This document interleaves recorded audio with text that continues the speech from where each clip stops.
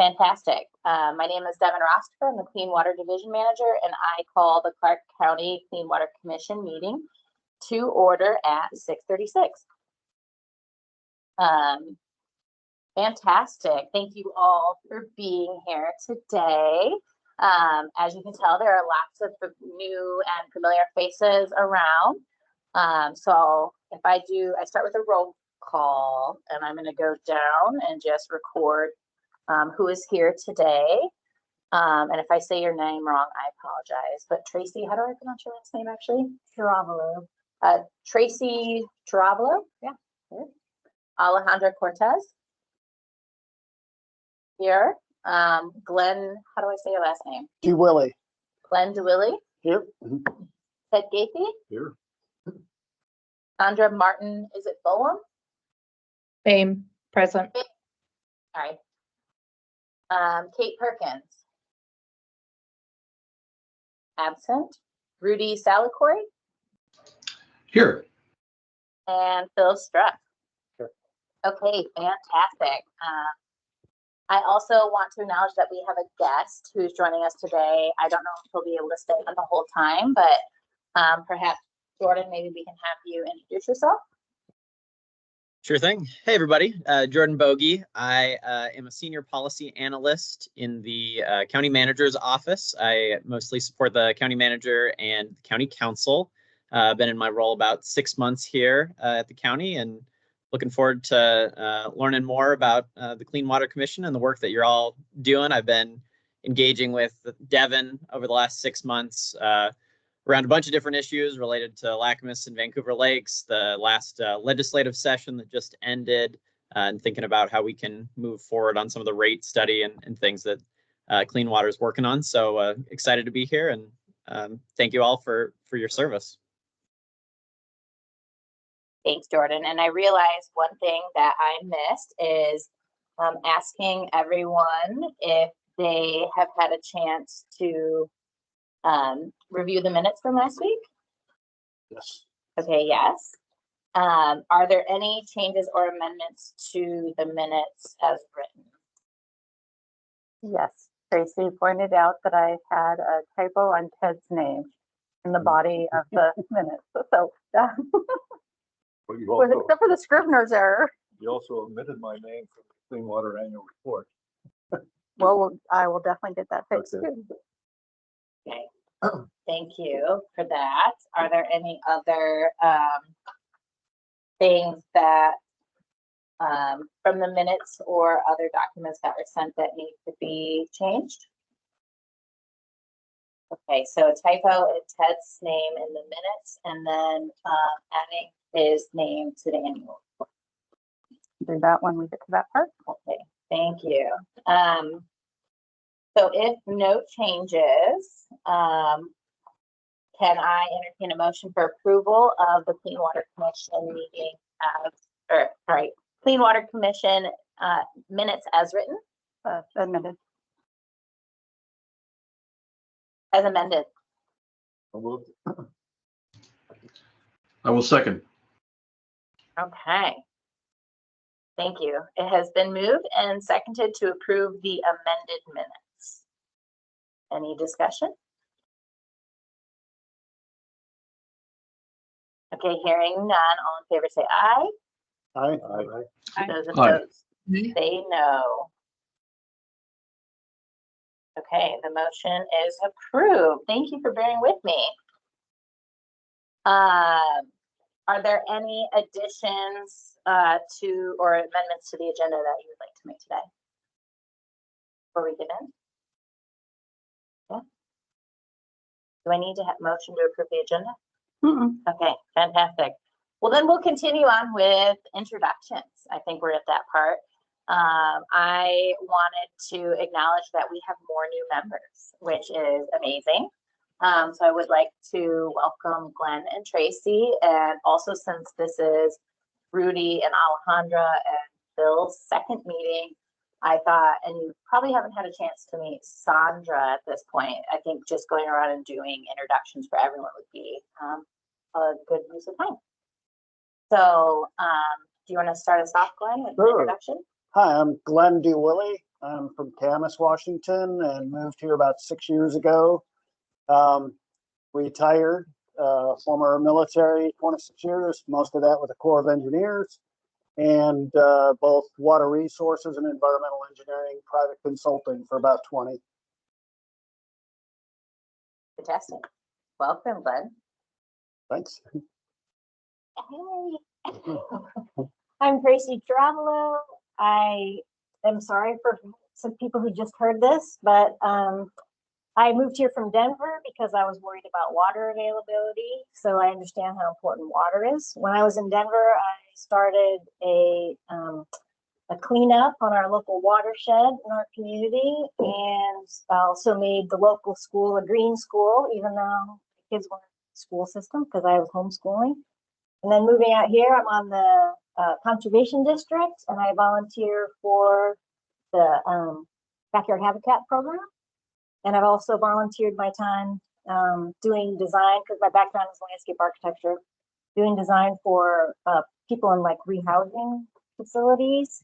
And I also ran electric vehicle event for Vancouver last year. Yeah. Great. Thank you for being here, Tracy. Hi, Phil Strutt. I've been a resident of Park County about a year now. Live up in Sandy Creek watershed. I have a private consulting practice, not a firm, primarily in the areas of surface water management, natural resource management, environmental permitting sort of work.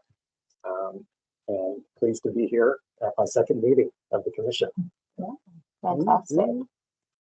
I'm Ted Gaethke. I was appointed to the Clean Water Commission in December of 2022, so I'm not a veteran member yet, but I think I may be the senior. My work history has primarily been as a lawyer and primarily working for the city of Vancouver, city attorney for a long, long time, 20 years, city 25 years. I'm semi-retired now, still practicing municipal law on a limited basis and doing volunteer work. Initially with the Watershed Alliance of Southwest Washington, was on their board for a long time. Friends of Vancouver Lake, and then recently this commission. So, good to meet you, our new members. All right. Thank you. And next we'll go online to, how about Alejandra? Absolutely. Hi, everyone. My name is Alejandra Cortez. My pronouns are she, they. I've been in Vancouver since 2019. I'm in the Salmon Creek watershed area. My work background is in biology. I previously was a fisheries biologist for the Nevada Department of Wildlife. I also have been at Metro for about 7 years now, previously as a role as a naturalist.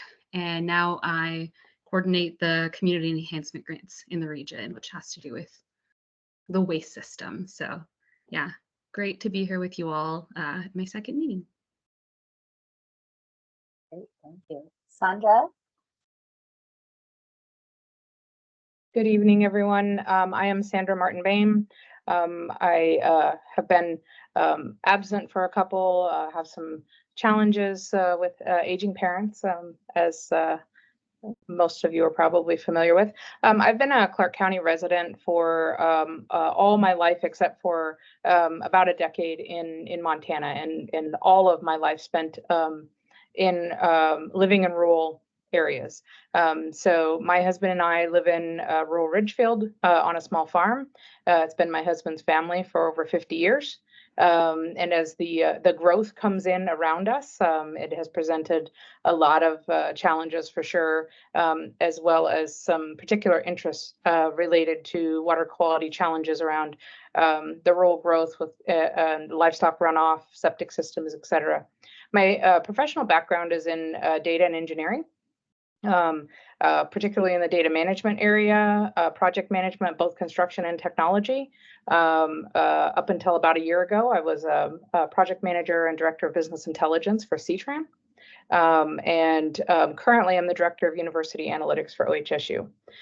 So very data centric and project centric, but in my free time, I step away from the computer and I'm always on the water, whether it's in the ocean or on a river somewhere, fishing, hiking alongside, boating, etc. So water is a central part of my life, both as a rural citizen, but also in my free time. So it's been an honor to be on this commission, and I look forward to getting to know all of the new members. Great, thank you, Sandra. Mhm. And Rudy. Hi, everyone. I'm Rudy Salacory. I am the Conservation Director for Friends of the Columbia Gorge. Before that, I worked for the Cowlitz Indian Tribe as a Habitat Restoration and Conservation Program Manager. I've been a Clark County resident for much of my life. I raised kids here, and they're raising kids here. I have a deep interest in clean water and ecosystem services and ecosystem function.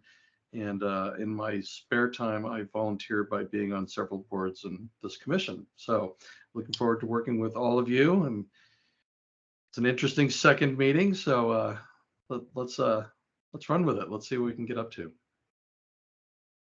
Well, fantastic. And since we already approved the February 7 meeting summary, I think we can move on to public comments. Alice, did we have any public comments submitted for this meeting? No, we didn't receive any public comments. Okay, so, And as of like 3 o'clock this afternoon. And Okay. cut off noon. okay, great. I don't see any members of the public here, so we can move on to new business and actions. And so, under item 4A, we have chair and vice chair elections. And so I think this is time to acknowledge that our chair, Matt Jones, and our vice chair, Bob Tross, stepped down after the last meeting.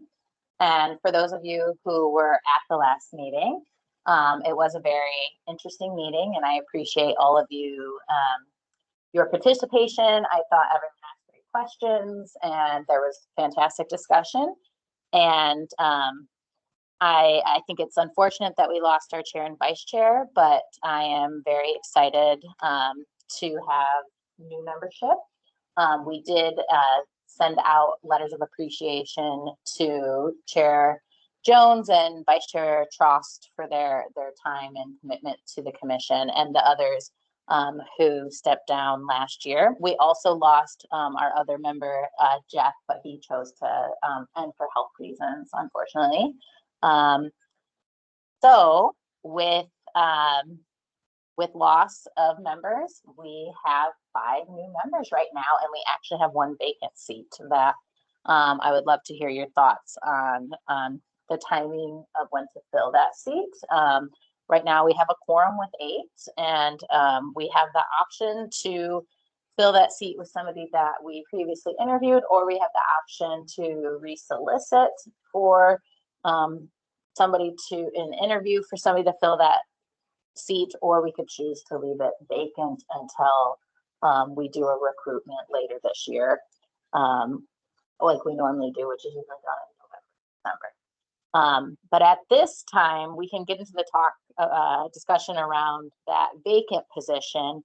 But what I'm interested in hearing from you is if there are any nominations or for chair or vice chair of the Clean Water Commission.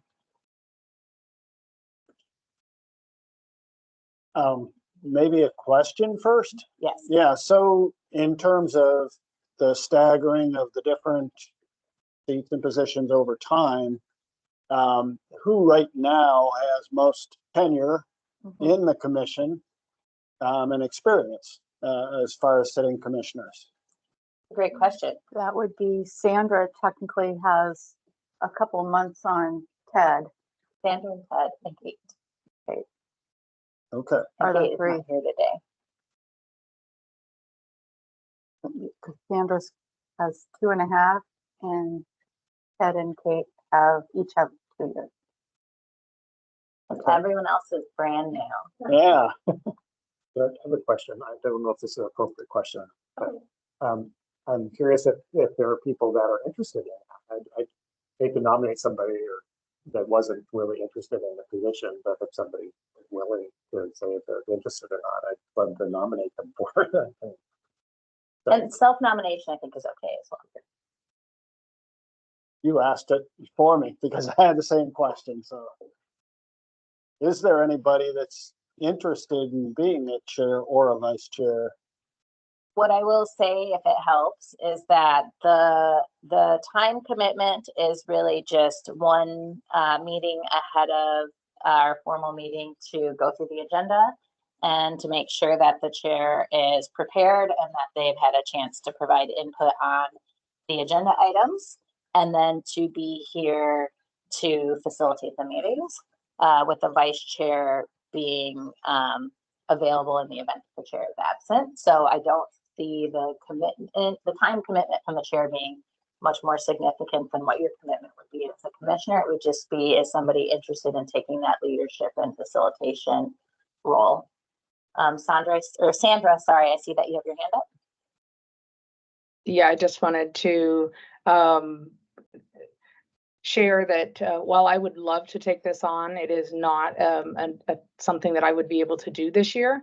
And as the most senior, I guess, member of the group, I did want to just put that out there, that it is something I would love to do. And I've seen it done very effectively. And for all of the new people, it really is a great opportunity to get to know not just the other members of the commission, but other members of Clean Water and in the community, and an opportunity to do some really good work. So I would encourage anyone, even if you're brand new, I don't know what you all want to do as a process, but while I would love to, I just would not be able to commit to that. Thank you for that, Sandra. Well, I told Devin, we talked on the phone a while back, I told her I had a schedule, but if others are now willing or interested in stepping up to the chair position, I would be willing to nominate myself, as long as it would be understood that I'd have a vice chair who would pitch in when I'm not available. My tenure would be no more than at most 2 years as chair, and it'd be only 1 year. But I would offer myself for that position. So does anyone want to make does anyone else want to make another motion to or nominate anybody else for that chair position? Or does anyone want to make a motion? There has to be a motion, right? I'm doing terrible at that. Needs to be a motion. Sorry. I'll hand it over to you when I'm done. Would anyone like to make a motion to? I make a motion to nominate Ted for the chair position. I'll second it. Is there any discussion? Gratitude. Yeah, Gratitude. makes sense to have somebody who has experience. Some because experience. they're interested and we're all new. Would be appreciated. And it's a great year because it's the year of Vancouver Lake. That's right. So that's right up your alley. All in favor, say aye. Aye. Those Aye. opposed, say no. Hi. All right, congratulations. You are the chair. I will switch you spot. Now we need a vice chair. Okay. Now we need a vice chair. Is anyone interested? Would anyone like to make a nomination for a vice chair? I would like to nominate Rudy for vice chair. Thank you, It's like, but what? no. I would love to, but I already serve on 3 other boards, and my job itself is quite time consuming. So thank you. I super appreciate it, but I would decline.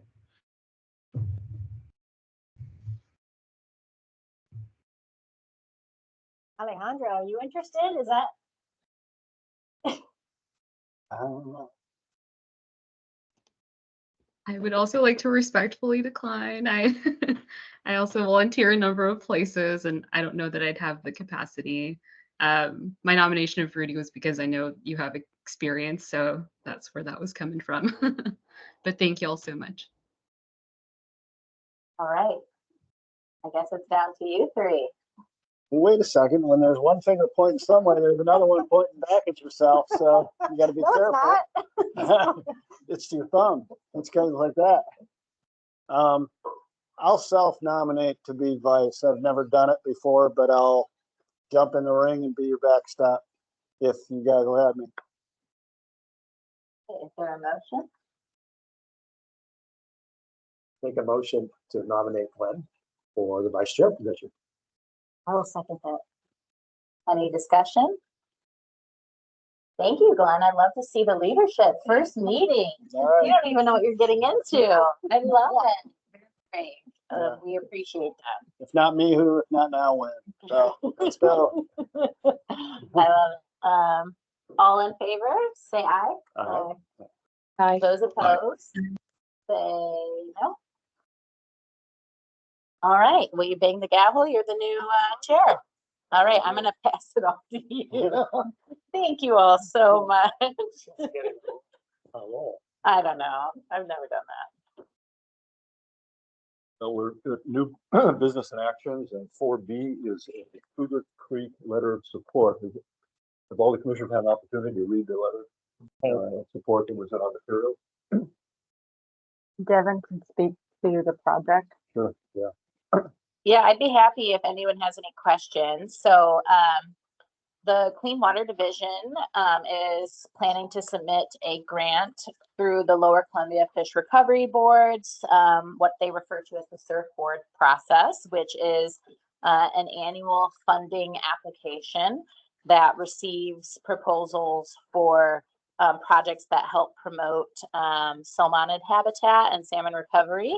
And specifically, this year they have a category of funding that is available for riparian restoration projects. And at this time, our staff has a 60% design complete for the Cougar Creek Enhancement Project, which works to reestablish natural floodplain functions and to help reduce sediment loading to Cougar Creek, which is a tributary to Salmon Creek. It also, one of the goals is to provide additional riparian habitat. And from what I've heard from our staff who've been monitoring in Cougar Creek is that it needs help. It's not in the best condition, but they are seeing, we have a lot of historical trend data in Cougar Creek where we have seen some improvement. It is trending upward, even though it's still considered poor. But we believe that this grant will be the necessary investment to help make a lift in that tributary to Salmon Creek. I will also say that the grant proposal is to complete the design from 60% to final and also to do construction. Part of applying for this grant will be that we have to go and essentially give a pitch and present and receive feedback on the project. Our request is pretty large. We're asking for up to $1 million for the design and implementation. So there is a chance we may only get partial funding or we may not get selected at all. But really what we're asking for you is for a letter of recommendation from the Clean Water Commission. We also received a letter of recommendation from the Department of Ecology. And we're really excited to, this is a project that will be done in partnership with Parks and also with Clark Regional Wastewater District, since there is some wastewater infrastructure in the area. So at this time, we would be asking for your feedback and support to sign this letter of support. The grant is due next Monday, April 8th. Were there other reaches anywhere in that watershed or elsewhere for salmonid habitat that were compared, or and this one risen in terms of its lift potential, or how did we arrive at Cougar? Yeah, that's a great question. So my understanding of this project is that it was actually identified as one of our priority projects in our stormwater capital plan. So for those of you who just went through the new commissioner orientation, you heard that we have projects that we have to complete. And so this was actually identified initially as a stormwater capital improvement project. But we do know that Salmon Creek is a salmon bearing stream. And my understanding is that while Salmon Creek is in this sustaining phase where we've had good recovery, but there's still areas like Cougar Creek that could provide off-channel habitat from the main stem that would be beneficial to restore. As far as other areas in Cougar Creek, we do have another project that's been advanced as far as from an assessment phase, and that's to restore Suds Creek. But when talking with Lower Columbia Fish Recovery Board, that one has had any design done. So this one is further along. It's at 60%. So we can actually, with this grant, potentially take the project to implementation. But to get SUDS shovel ready, we are actually going to just hire direct design services to begin that earlier preliminary design. Fish Recovery Board also said that they thought that the SUDS project wouldn't be as competitive without additional funds for fish barrier removal. So that is why we've landed on Cougar Creek. I hope that helps. That's very helpful. Thanks. I will say though, and Rudy probably knows this because from his involvement in ATTACK, like projects in Salmon Creek don't always compete that well in this grant round. But we hope that the level of design work that we've already had and the amount of repairing area that we're planning to plant, that they'll still consider the project competitively. It's hard though when you have other streams like the East Fork Lewis River or those in Cowlitz County that we know are a high priority for salmon. Sometimes Salmon Creek gets left behind. So we don't know how it will do, but we're asking for your support to move it forward because we would love to get this project implemented in the next 5 years. So you've identified that there are salmonid in Cougar Creek? Yes, correct. They are using Cougar Creek. It is a lower tiered stream. It has challenges with habitat, but it is considered salmon bearing. And then the intent of this project would be to improve that habitat for salmon utilization. But you also get stormwater benefits by erosion reduction and sediment deposition and stuff. So it seems like worst case, we're still going to get stormwater lift out of it if it's not perfect habitat, perhaps, but ideally that's what you'd want. I think there's been some other work done in the Salmon Creek. I mean, Stream Team from Clark County has worked up there. I've planted a lot of trees up in there. Trout Unlimited's worked there. We reconnected a kind of a stranded spring. So I mean, seems like there's other stuff going on there. It seems like a worthy cause. So yes, Sam, and the reason why our division is focused on, I think you hit it spot on. There's opportunity for multiple benefits to stormwater program, benefits to our park program, benefits to recreation.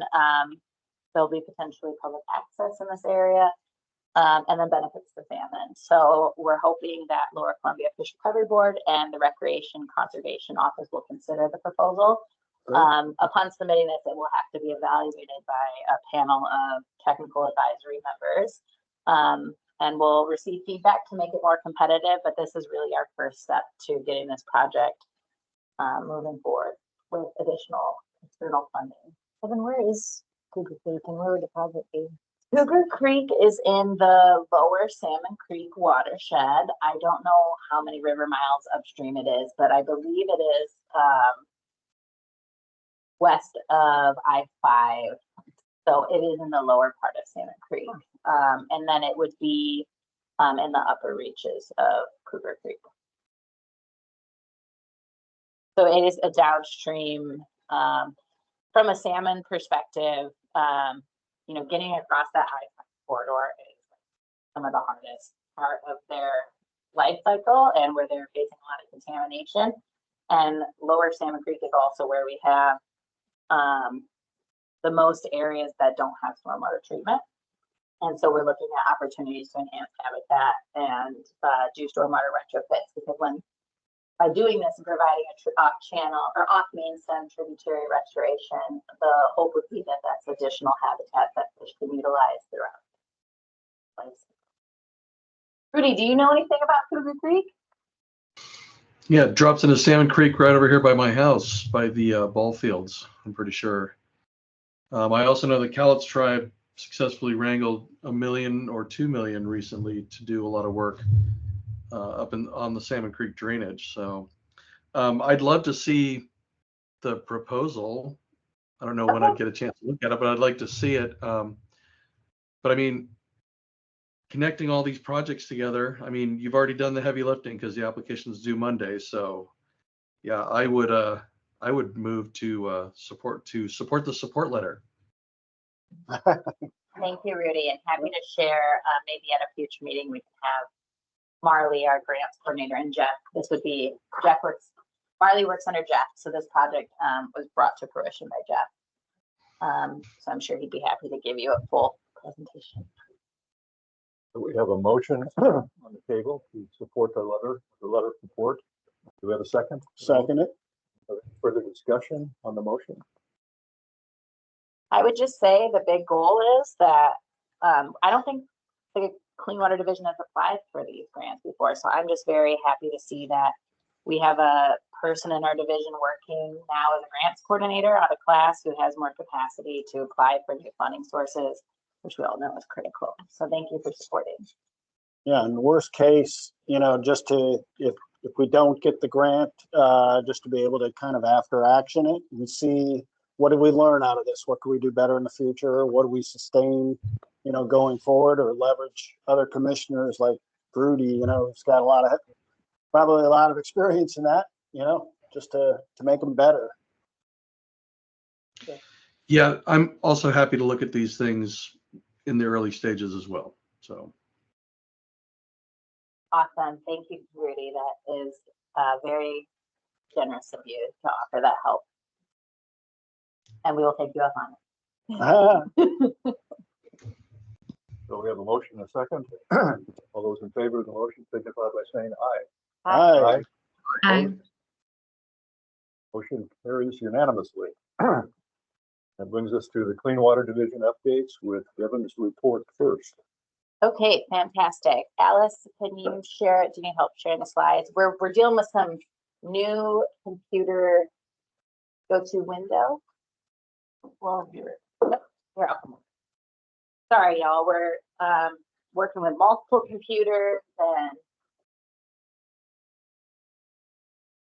and you'd be surprised with this new technology with the intent to Because it's on your.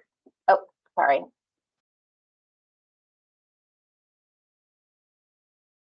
I'll share here. Here we go. All right. Oh. And then go to from current slide.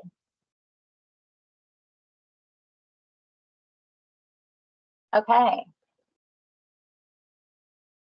And then this should go away. Sorry. We have like 3 computers behind the scenes. Awesome. Alice, do you want to move ahead to the next slide? Yep. Okay, manager's update. Thank you all. You can go on to the next one.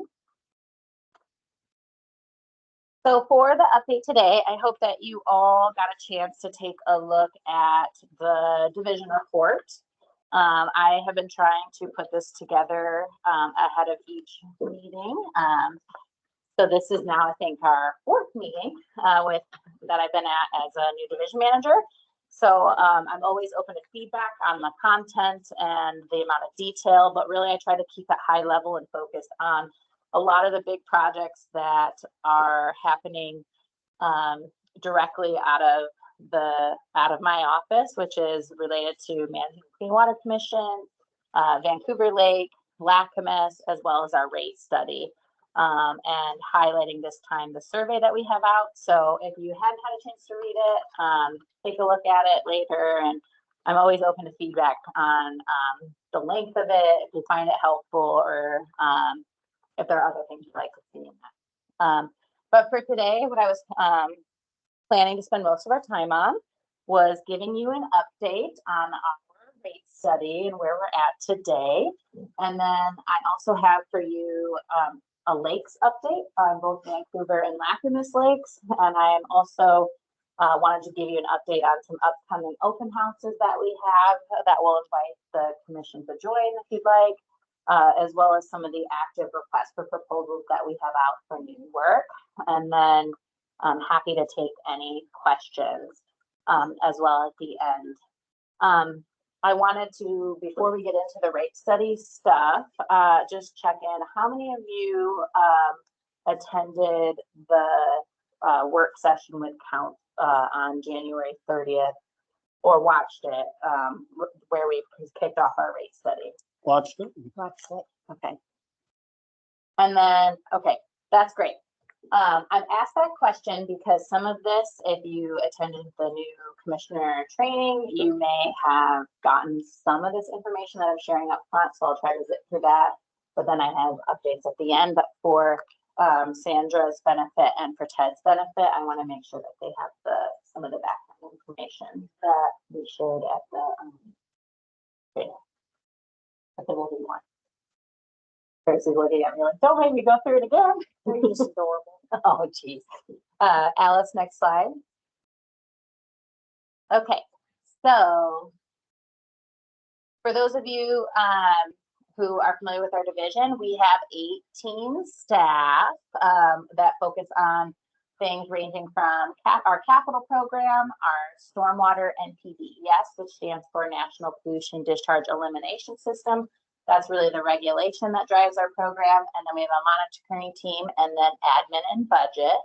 I'm going to be asking you next slide a lot, probably, Alice. So get that finger ready. Go ahead, next slide. Actually, Alice, would it be better if we just switch and I run it? That might be a little quicker than me having to say next slide. Sorry, y'all. I'm moving. This is your turn now, Ted.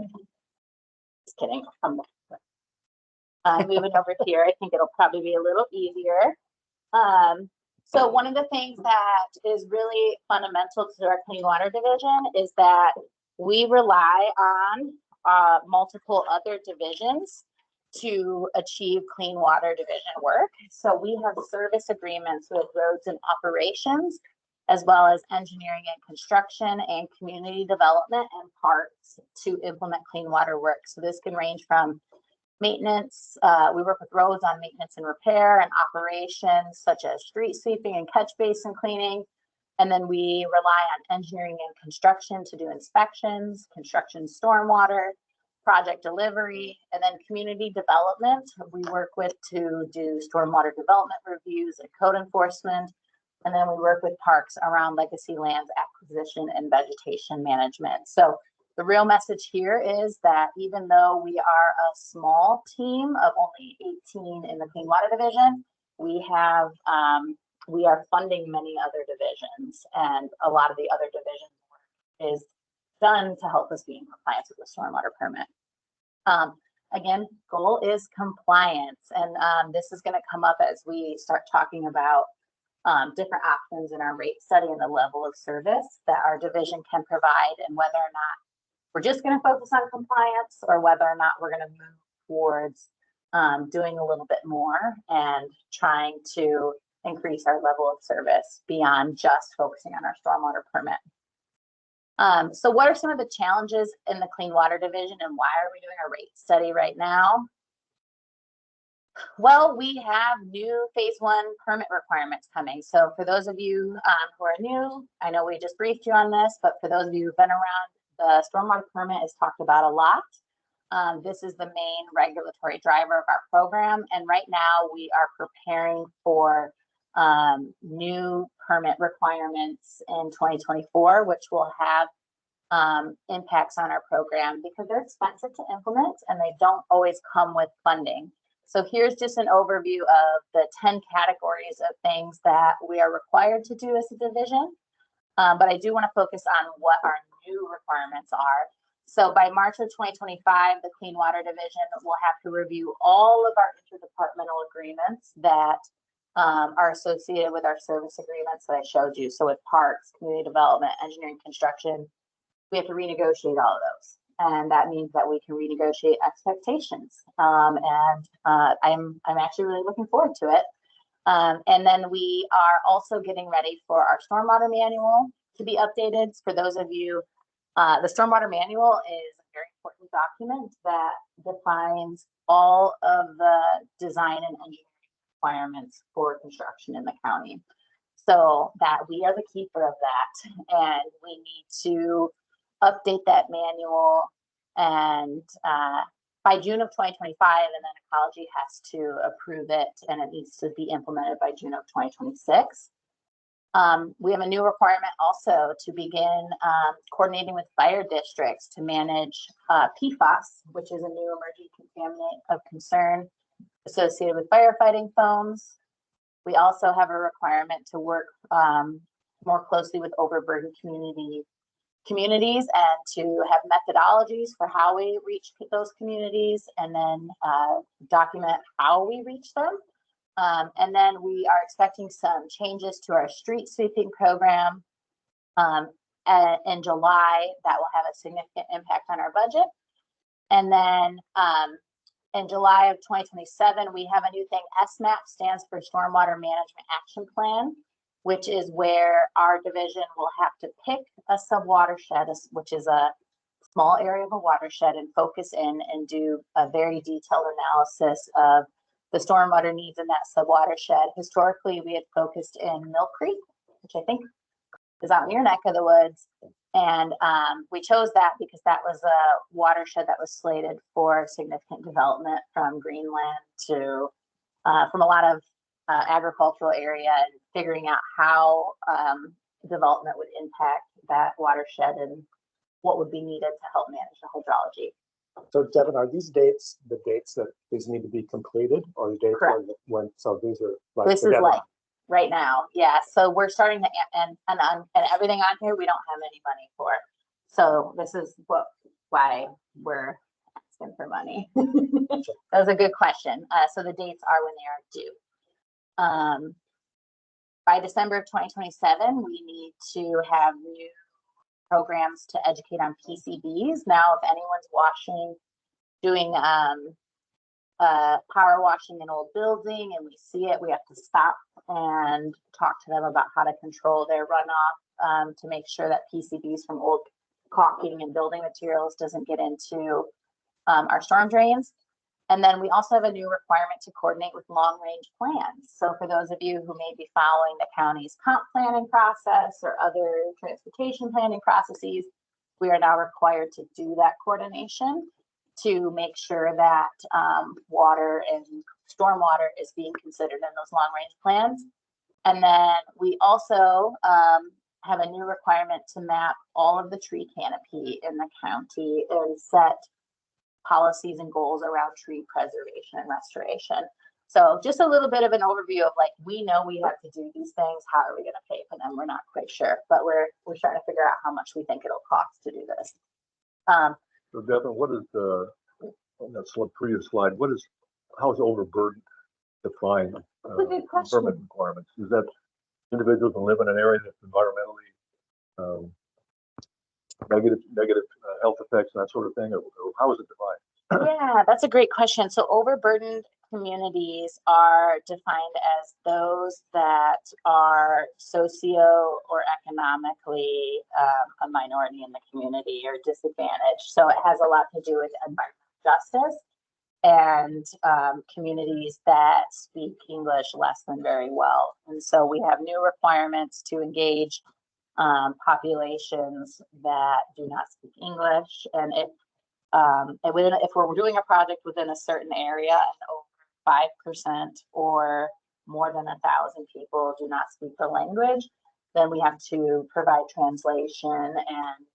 And there's a lot of other things we can do to really move the needle regarding how we host meetings and where and how we reach these communities and how we work with organizations like LULAC and Ford Plain Forward and other organizations that work directly with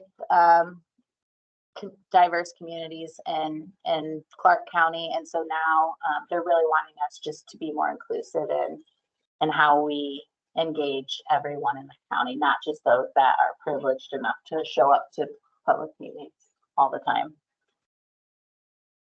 Yeah, there's also on that March 2028, it's a ways out, but there's like a 15th mandated component to the comp plan for climate change planning and stormwater. Just like that's going to really, I think strategically, we have to start thinking, how are we preparing to integrate that in? So great opportunity there to get going early. Yeah, definitely. And the county right now has I think like a 15-member climate community, like just like the Clean Water Commission, there's a climate advisory group. It might be good to get you guys together. And then they also are engaging other staff. And so I have at this point been asked to identify what I think our climate hazards are for our division and trying to provide input there, but there's definitely a lot more coordination that can across our division and the planning division, who's making decisions around proven growth boundaries and population.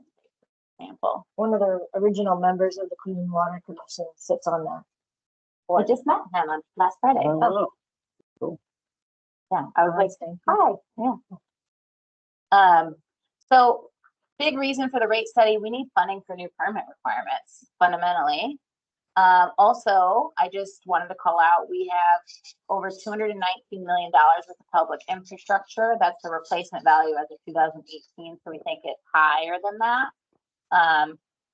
And one of the biggest infrastructure assets that we have is underground pipes that's shown as gravity mains. We think that we have about 500 miles, over $135 million replacement value, and we've never inspected them. Hi, Jordan, thanks for joining. So we are hoping to launch a pipe asset management program because we know our infrastructure is aging and we need to manage those assets accordingly. To avoid critical failure. I mean, this shows a water main in the city of Vancouver. It's a little storm, there had to be very extreme situations for a stormwater pipe to cause the same type of issues as a water pipe that's under pressure would cause. But the point is that if we don't start looking at these pipes now and figuring out where there are issues, they're going to start breaking and we're going to have a lot of trouble. And so another thing we're thinking about is how do we manage and plan for growth as we keep building more facilities. That means we need to inspect and maintain more facilities. And we currently only have 2 private stormwater facility inspectors in our team. And then we also only have a small team of dedicated public facility inspectors that make sure private developments aren't having impacts to our public infrastructure. And then another thing is regulations are becoming stringent, water quality is going down, degrading, salmon recovery needs are increasing, and climate is changing. And then if you've been following the council, they're very interested in lake management. And we currently don't have any budget for lake management, but we know that we keep having more and more issues in Vancouver and Lac-Mégantic lakes. And we really need people. That's the hard part, is people to go out and provide the services that will help protect our clean water. And here's a nice picture of Alice. We only have, besides Alice, who really does public involvement in the commission, we have 1 education and outreach person. So we would like to increase our capacity to reach more people. So trying to zoom through this so I can get to the part where I want to ask what you all care about. I just thought I would go through a little bit about how we pay for clean water work and how our fee is structured so you understand what the clean water fee is. And it's kind of complicated. So we're unique in that the Clean Water Fund, we are an enterprise fund, which means we get all of our money to pay for our division from ratepayers.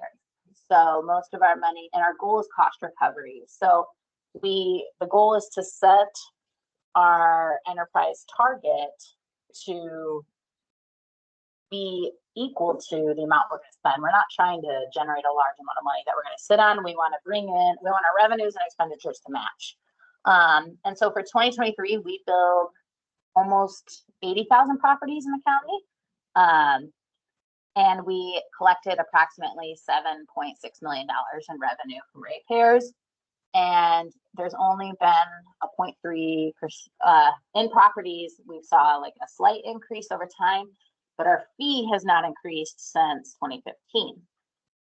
So why are we focusing on this now? Our division is facing a structural deficit where our revenues are passing our expenditures, and we're expecting our fund balances to be depleted as early as 2026. Scary stuff. The stormwater fee was last increased in 2015. Only 1 fee increase since 2000, and we're seeing an 8% average annual increase in our stormwater facilities.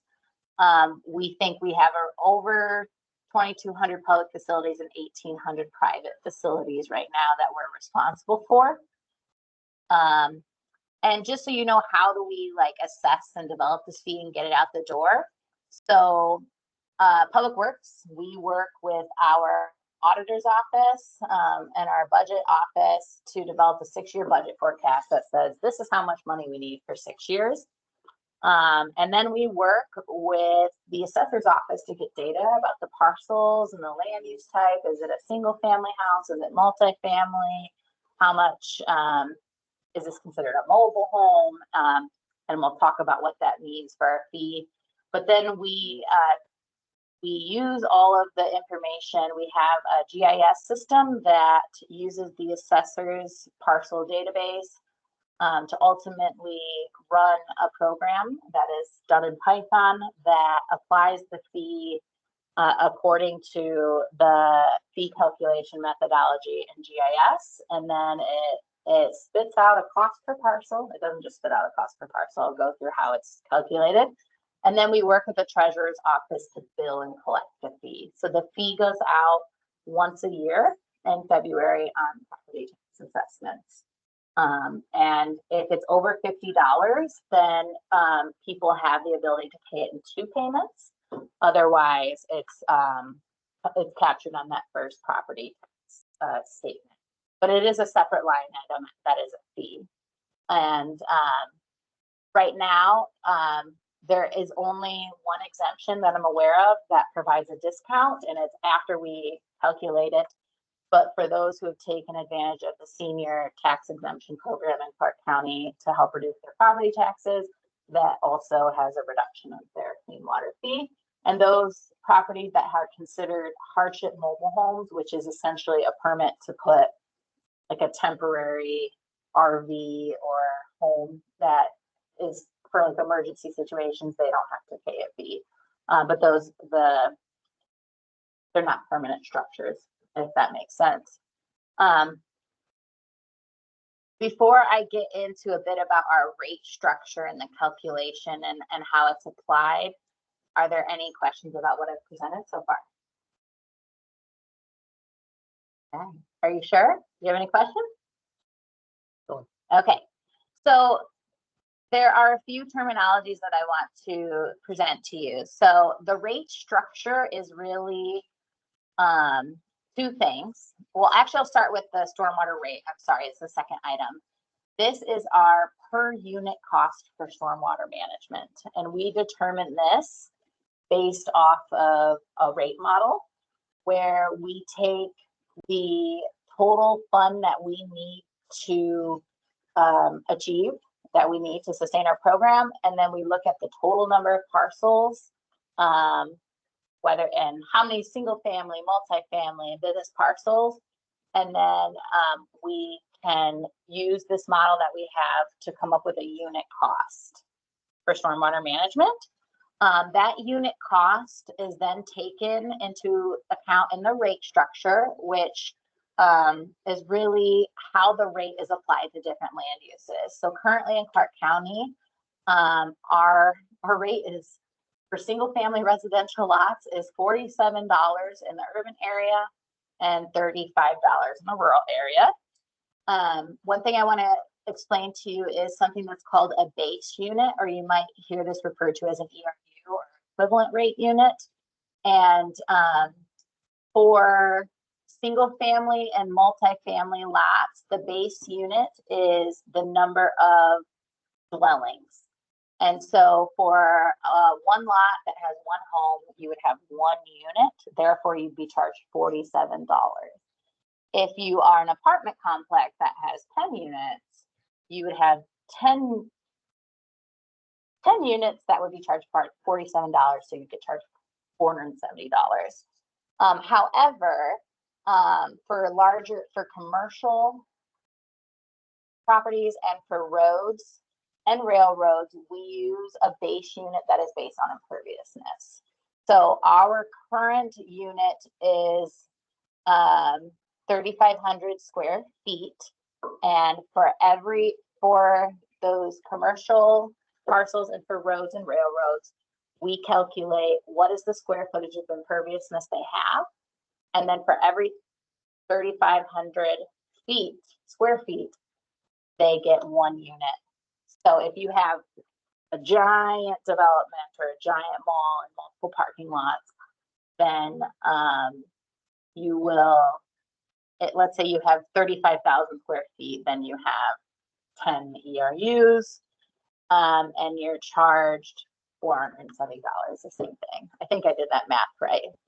And so with the stormwater rate and then figuring out the number of housing units for single family or multifamily, or the amount of imperviousness for business and commercial, we take all of that through a program in GIS, which then calculates based on your land use type, what your stormwater fee is.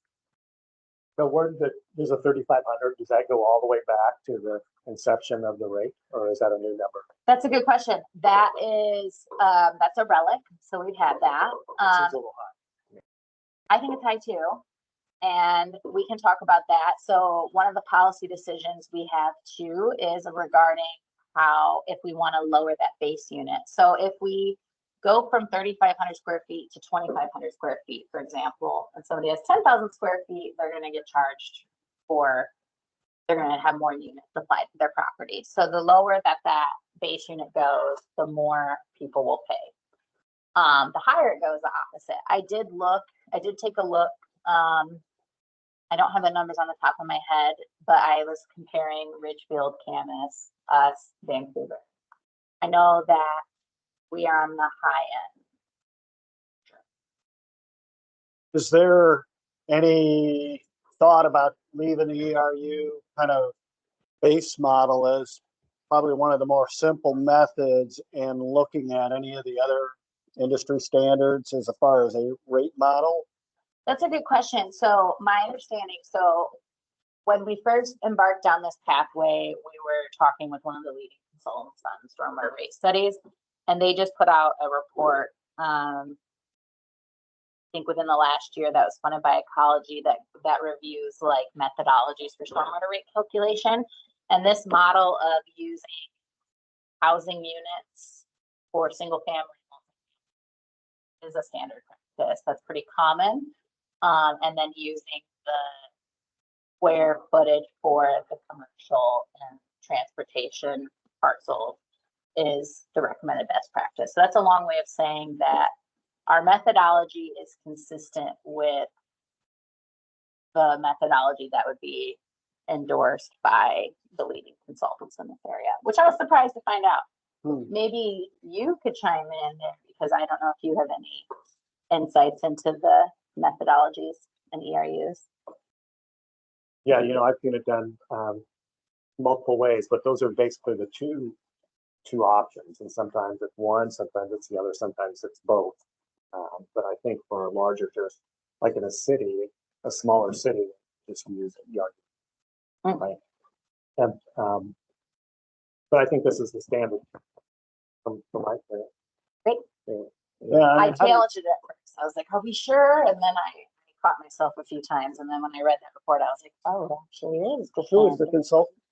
FCS Group is the common consultant. They do a lot of the stormwater rate studies, and they did the conservation district rate study.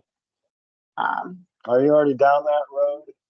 I mean, and just staying with the ERU, and there's probably 3 or 4 others, and some of them account for things like impacts to disadvantaged, socially economically disadvantaged communities too, in terms of how they roll that up. Each one comes with its trade-offs, and what you give up on one, you're going to gain in the other methodology. Simplicity and getting constituents to understand is probably a really important part of that. But I think if we're really true to our aims of trying to really reach into some of these other communities, at least considering some of that, I have some good study material that I could throw to you if you're interested. Great. All right, sure. I think that we are open. And one thing I will say is we need a rate increase this fall. And then we'll probably need a rate increase many times again in the future. And so right now, what I've learned from working with GIS is that substantial changes to the logic of how the Python is coded could take up to a year to integrate. And so some of the longer term, I'm interested in taking on rate structure changes. I'm trying to right size what we can do now feasibly within a year to get a potential adjustment to our rate and what we want to achieve down the road, while constantly learning and challenging the assumptions that this is the only way. Because I think that actually what I'll show you next is there are some clear inequities in our rate structure that I think we need to address and be thinking about from a policy perspective.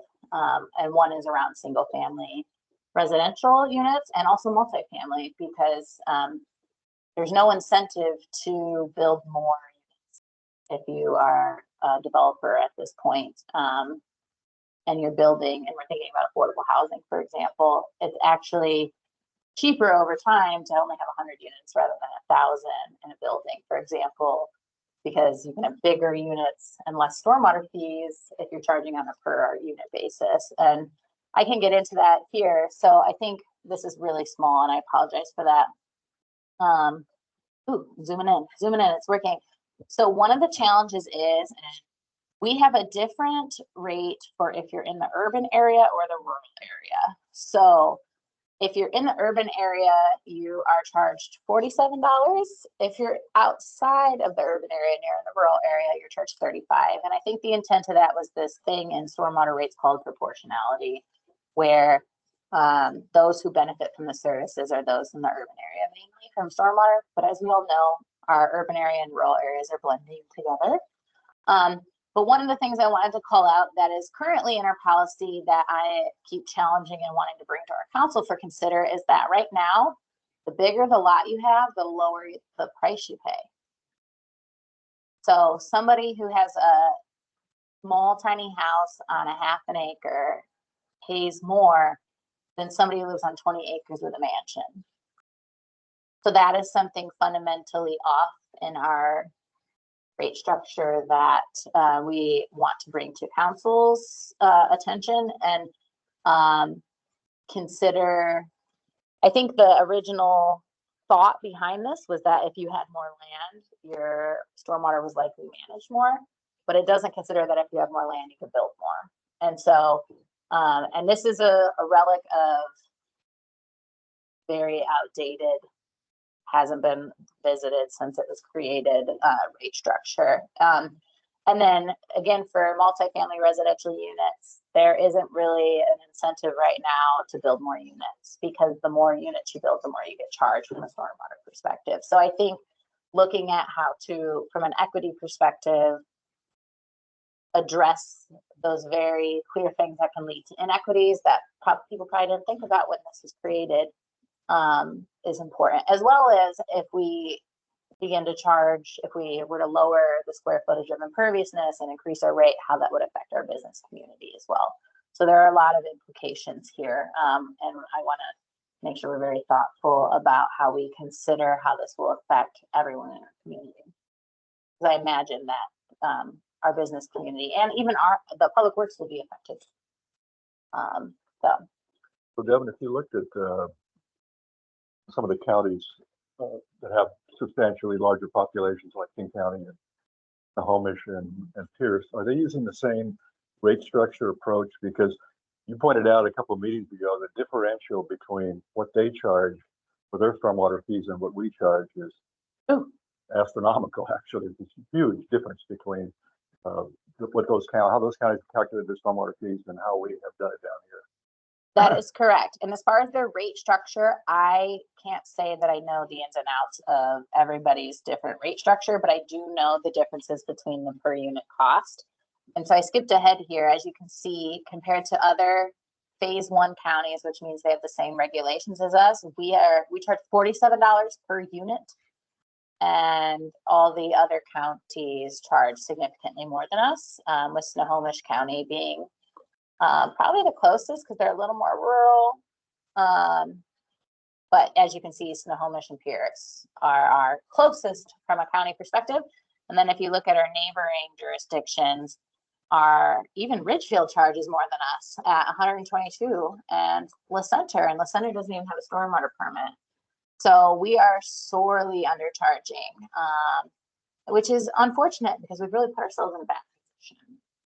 And we're trying to really climb out of a big hole here. And the rate increases that we need may feel really big to some people when actually it's just getting us up to being equivalent. So we're up against a hard climb here. Are we taking into account level of service too? Do we understand? Where we're headed. All right. I just wanted to make sure this background got to, oh my gosh, this is so weird. I am so sorry. So real quick, this is just to give you another visual example. So for residential, this is one property. They get charged $47. If they were on a bigger lot, it'd be less. Same size house, doesn't matter. And then here's an example of how it gets applied to the non-residential. So I probably should have just skipped right to here, but this development, for example, they have buildings, parking lots, roads. They have almost 600,000 square feet of imperviousness, which means they're charged almost $8,000. So it does have very different, again, that's why I also want to point out some of the potential pushback we can get from the business. Because increasing that by a margin of 3 can take a small business owner even who pays a couple $1,000 and make it almost a $10,000 fee. And that's just the reality of the situation we're in. And I want to be very delicate about it and make sure we have programs in place to help people understand the services that they're getting, but also I think we still have a long ways to go to talk about additional equity options beyond senior exemption.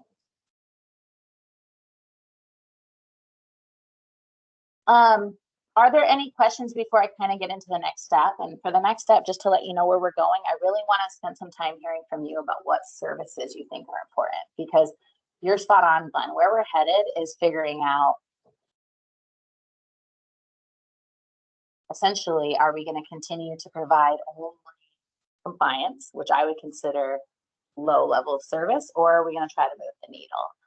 And I can tell you a little bit about how we're organizing those discussions to take to council, because all of these things have to be approved by council. Unfortunately, the commission here can make recommendations about the services you want us to provide, and we as staff can, but there are going to be things, especially the things that aren't considered mandatory by our permit. They're going to be a council decision on whether or not we are allowed to include them in our calculations, or whether we're allowed to hire people to provide those services, and whether or not they consider them necessary enough services to build them into our program. So again, that hill is probably the taller hill to climb. I see, Rudy, you have your hand up. Yeah, I may be getting ahead of myself, but say compliance is the lowest bar, right? That we're aiming for. I mean, we must do that. And say we choose, some higher level of service above compliance, whatever that is. How big of a lift is it going to be for you and your team to determine those costs? Well, I guess what I'm getting at, I'm sorry to interrupt, but I mean, if the county council is going to be making this decision, they're probably going to want to know what the differences in the costs of all of these different treatments are. Does that make sense? So is that going to be part of your analysis? What I can tell you is that we already have a lot of that done. So we've been working on that since November. Okay. And I'm currently having our public works director, who's very supportive, and in a lot of ways is like, you need more money there, you need more money there. So a lot of that work is already done. So, and I'm very proud of my team and what they've accomplished. And right now it's all about strategically timing how much we release and when, so that we aren't going too far and turning our and having unintentional consequences of starting to talk about the costs now when we are still making the case for why this is important. And so right now, most of our discussion is on what services do you think are important?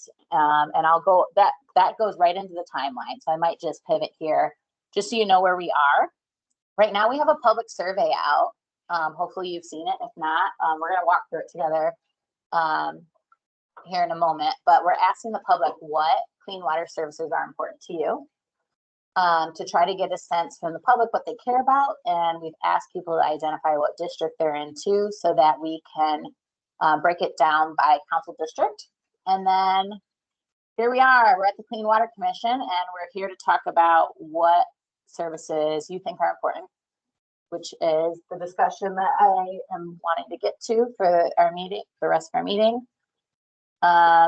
And then we'll have the same discussion with council on April 24th to ask them what they care about, and we'll be able to tell them at that meeting, here's what we heard from the public, here's what we've heard from the commission.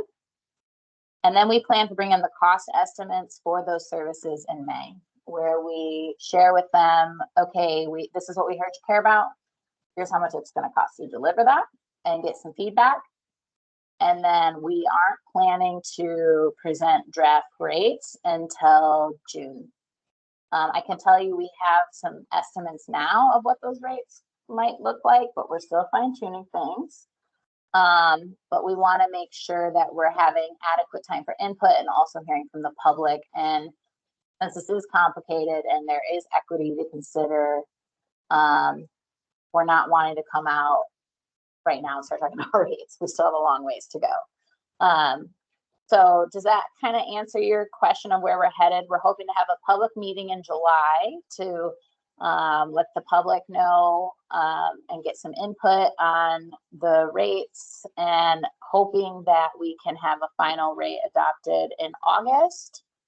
And then any new positions that we need to request to support the increased work will be happening in October, and we'll expect that the new rate would be assessed to ratepayers beginning in February of next year.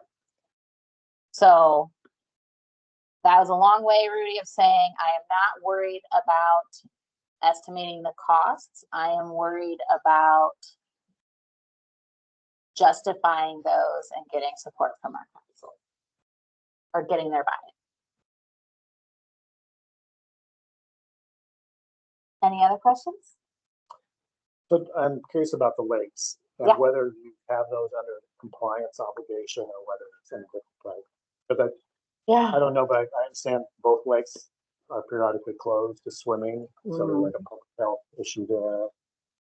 And I mean, it's kind of splitting hairs a little bit, but an important distinction, I think. I don't know if you feel like you have a compliance, or we have a compliance obligation at the lakes that puts it into that category.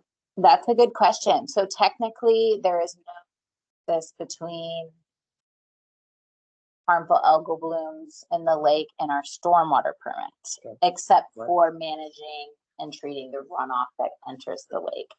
All of the lake closures and monitoring at the lake are under Clark County Public Health. And so at this time, we would be recommending highly that the council considers funding for lake management, but it would be considered an optional activity. Well, I guess I would chime in here and say that part of the, if not entirety of the problem with cyanobacteria is the amount of phosphorus that gets split into Clackamas Lake and Vancouver Lake. And the initial lake management plan, which I think has been adopted now, the one that was just completed last year, For Vancouver Lake. Yeah.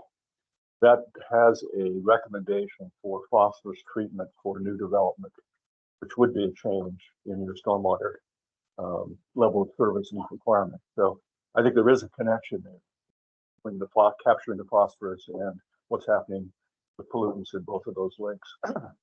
You're correct. And there's a few ways we can attack that. So right now, like all of the watershed draining to Clackamas has a requirement that they have to have Phosphosorb cartridges that remove that provide the most phosphorus treatment possible.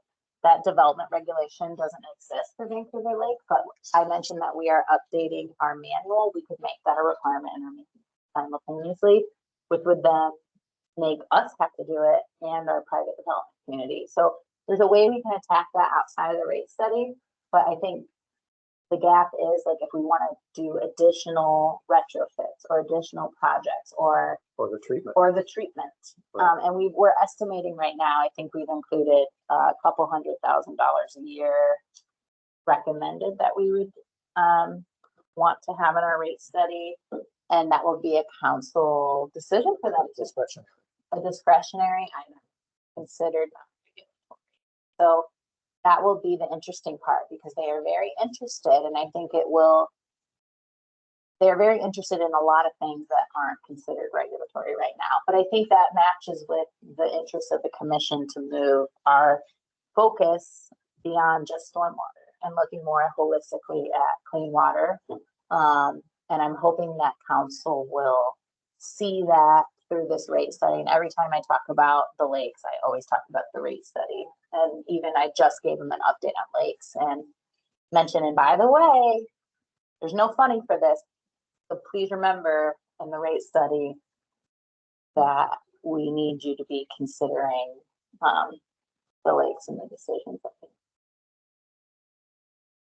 When does something reach like Clean Water Act, citizen lawsuit risk, for litigation in terms of inaction, let's say, either by not setting policy to change the code in, new development, say in Vancouver, or develop an incentive fee-based program that could incentivize large ag plots, those that are contributing, like Jeff was talking about the different strange bacteria and being able to place it all the way back to a cow or a horse or humans and different things like that where, dogs, sure. Geese. Yeah. But, how do you monetize that risk? Because they're pretty severely impacted or impaired. You go back to that 2010, 2011 bacteria study, nothing's gotten better. It's gotten worse in many cases, especially as you look down in the Clackamas watershed. And so, I would think something like that may resonate with the commissioner in terms of legal liabilities, in terms of just, and the signs they put up for lake recreation, people swim there anyways. There was a dead dog actually at Clackamas Lake some time ago, and I don't know if it was, from drinking the water. But I mean, those cyanotoxins are real, and so I don't know. If you look at the history of Clark County's win-loss record with clean water suits, it's a big loss, and they've had at least 3 that they've lost over the years. Really? Okay. Yeah. And Clackamas, actually, the reason I think there's so much focus now on the Clackamas watershed is because someone up there threatened a clean water suit. We sent a notice in anyway, and that gets everybody's attention right away. Sure. When that happens. So I think you're absolutely right. I think there's a risk factor out there that's got to be taken into consideration too, in terms of setting these kind of rates. And we've been framing this as we are quantifying the cost to address our unmet needs and compliance risks. And so making it very clear that there is a connection to the Clean Water Act and there are obligations under the Clean Water Act. And if we aren't meeting them, that there is a risk there for litigation. I don't want to be sued, but I also really want to do the right thing. And so until we're doing the right thing and we're the best program that we can be, there is that risk. And so I've been encouraged to continue to call out those risks, and I'm really wholeheartedly trying to address those risks and fill those gaps through this rate study. Because what more can you do to them? What more can you do? That's right. And do you have the list of risks? Like risk to critical infrastructure, let's say, you know, we can't get to hospitals when there's a flood, you know, they're under a foot of water or whatever, or whatever those might be. I mean, have we characterized those both either in quantity or quality, have them grouped or somehow? So our whole exercise of quantifying our unmet needs and compliance risks was really to look at, okay, what are we required to do? What aren't we doing? Or what could we do better? Because there are areas. Yeah, where we your could do staff better. could do something and you're doing something at it, you could do better. And then how much does it cost? And so anything that is, there are areas where we need to make improvements just to be at that baseline compliance where we have some risks. And unfortunately, being in compliance is also a policy decision that is beyond me. I am hoping that our council will see this as an opportunity for us to not only be in compliance, but to also be making investments that are directly linked to quality of life, public safety, sustainability of our community long term, and to our infrastructure. And also that will satisfy the people who live here. So it's a very complicated system that this project is very complicated and it's very critical. And so at our next meeting in June, and if we need to have this another meeting in May, we can. Or if you guys want to come to the council meeting, the work session, you're welcome to. But I do intend to go through all of those risks with you all and how much we think it'll cost to address those risks. That's the next step. Okay, and those are above and beyond just compliance related risks. There are risks to critical infrastructure Cool. from flooding or risks to, okay. Cool. A lot of it's more about risk to infrastructure that is aging and reaching its end of useful life, or risk to things that are malfunctioning or could malfunction. And so we are building that into our cost estimates. Because there are things that are just waiting in the wings to be fixed that we need to fix. And so we will be bringing those forward to our council. Some of those are non-negotiable. They are mandatory. We have to fix them and we can point to sections of the permit. Some, like pipe asset management and inspecting and starting to make investments in our own pipes, that's technically not required. And that will be a council decision. Yeah, I'm just thinking of like changed hydrology and wondering like how many times we're going to go from nuisance into something above a nuisance flooded roadway condition that really prohibits us from getting to a critical facility like a hospital, or something like that, for a period of days. I don't know.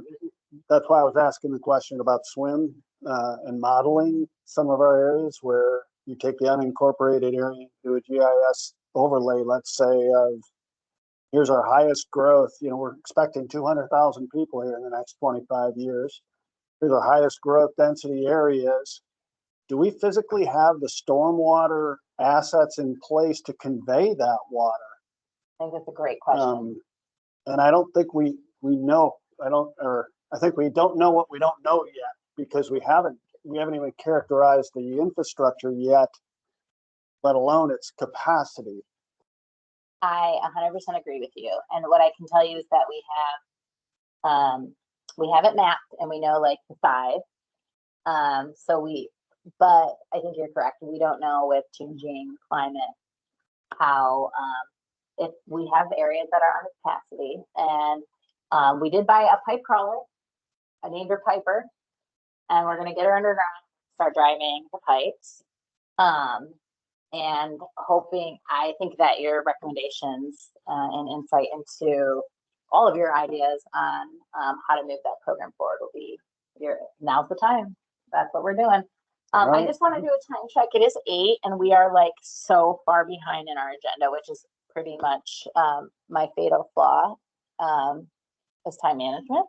So I do want to just acknowledge that my goal was to get you out of here by 8:30 today. The RFP, getting your input on what clean water services are important to you is my highest priority. But I do want to check if there's anything else on the agenda that you would like us to try to cover before we get into discussion about what services are important to you. Because I can keep presenting. Here's two options. I can keep going through the content and give you the lakes update, and we can table this discussion about what services are important to you and potentially set up a special meeting. Or I can provide the lakes update in writing, and we can have this discussion about what services are important to you. What would you prefer? I'm about getting that lake information in writing and talking about the rate business now. Agree. Yeah. Okay, great. And I'm happy to meet one-on-one or with groups of 3 or less, or we can have a special meeting. I also just gave a council work session on lakes. It's recorded. It's on YouTube. My content today was essentially the same as that, so I can send you that link so you can watch that and give you the writing too. So Was that just recently? that was last week. Last Wednesday, it's on the council webpage. So to keep us moving on the rate study. So to ask the public what clean water services are important to you, we put out a survey to hear from the public. And part of this was some strategy, because we don't know what the council is going to care about, but we know that they care about what their constituents care about. So there's a survey out currently that you can all take. You should have a flyer in your packet too with the QR code, and there was a news release on our website. Send it to all your friends and neighbors. The awesome thing about this survey is that we were able to translate it into Spanish, Russian, and Ukrainian. And we were also offering people who have broadband issues, they could call on the phone and take it over the phone. So trying to increase our accessibility and outreach. Again, this gets at the getting to overburdened communities. One of the first questions that we asked the public is just like, how important is clean water services in your community? And I will skip asking you all this because I'm going to guess you think it's very important. But then the other question that we asked is like, why is it important to you? Do you like it because you're a recreationalist? Do you appreciate it because you like looking at it? You care about habitat? Maybe you hunt, maybe you like to swim.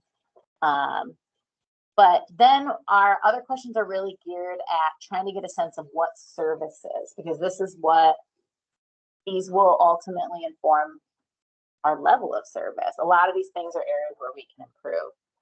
So I wanted to hear from all of you on the topic of education and outreach. If each of you would just maybe be willing to share like what education and outreach services are most important to you. And you can either read off this screen, or if you don't see something, I would consider that other, but maybe try to limit it to the top 2 or 3. We can go around the room. Like if you were thinking about clean water education and outreach in the community, what's most important to you? Who'd like to go first? And this is printed materials, workshops, more education in schools, more education at colleges, opportunities to volunteer, opportunities to provide input, more community open houses and town halls, involving more people or groups, or having more helpful websites? Or is there something else?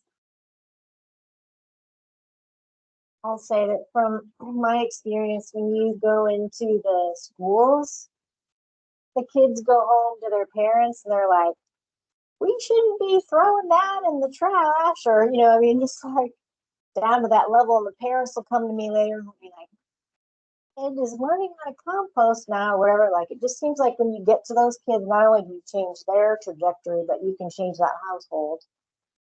So I would say that that's important. Awesome. Does anyone else want to share? Sandra? Yeah, I'll echo the same sentiment. The sooner that we can reach kids, the sooner that we can have an opportunity to impact at home. And in my experience, when we can change what happens in the home, what people are doing with their dogs and their oil in the driveway, and the little ones as they come up will remember that. And I think that is one of the most powerful ways that we can reach folks. You know, I think from the materials perspective, websites, all of that reaches a certain demographic and can be useful depending on where it is and how it's delivered. We're so overloaded with social media or electronic content that I think sometimes folks don't see it as much as perhaps they used to. Great, thank you so much for that. Alejandra, did you have your hand up? I did. I feel like I feel like I'm kind of re-expressing what folks have stated, but yeah, I think that bringing in public education, specifically seeking out to involve more people, a more diversity of folks, is only going to be beneficial. And I feel that online educational materials can be really helpful. I think it broadens capacity for reach. I know that staffing is a current issue, as you know, that was stated earlier, and I think that that can be a really helpful tool in order to reach to different kinds of folks and different languages, yada yada. So yeah, that felt worth stating. Anyone else want to chime in here? And I'm going to ask for like a follow-up activity. So if you think of something later, you can also take the survey. But anyone else want to chime in? We can move to the next topic. I like the idea of human-to-human engagement and community open houses and or mobilizing volunteers. When you plant a tree or when you get out in the watershed and do some kind of an activity, whatever it is, restoration, I think it deepens the commitment considerably more. And it's that interaction that you get with a small group leader or, workshop, kiosk, speaker, those one-on-ones and those kinds of things. I believe that the young education is really important, but this is, trying to mobilize adults into action. And that's something that I think is really, it takes it to a much deeper level, I think. I like that.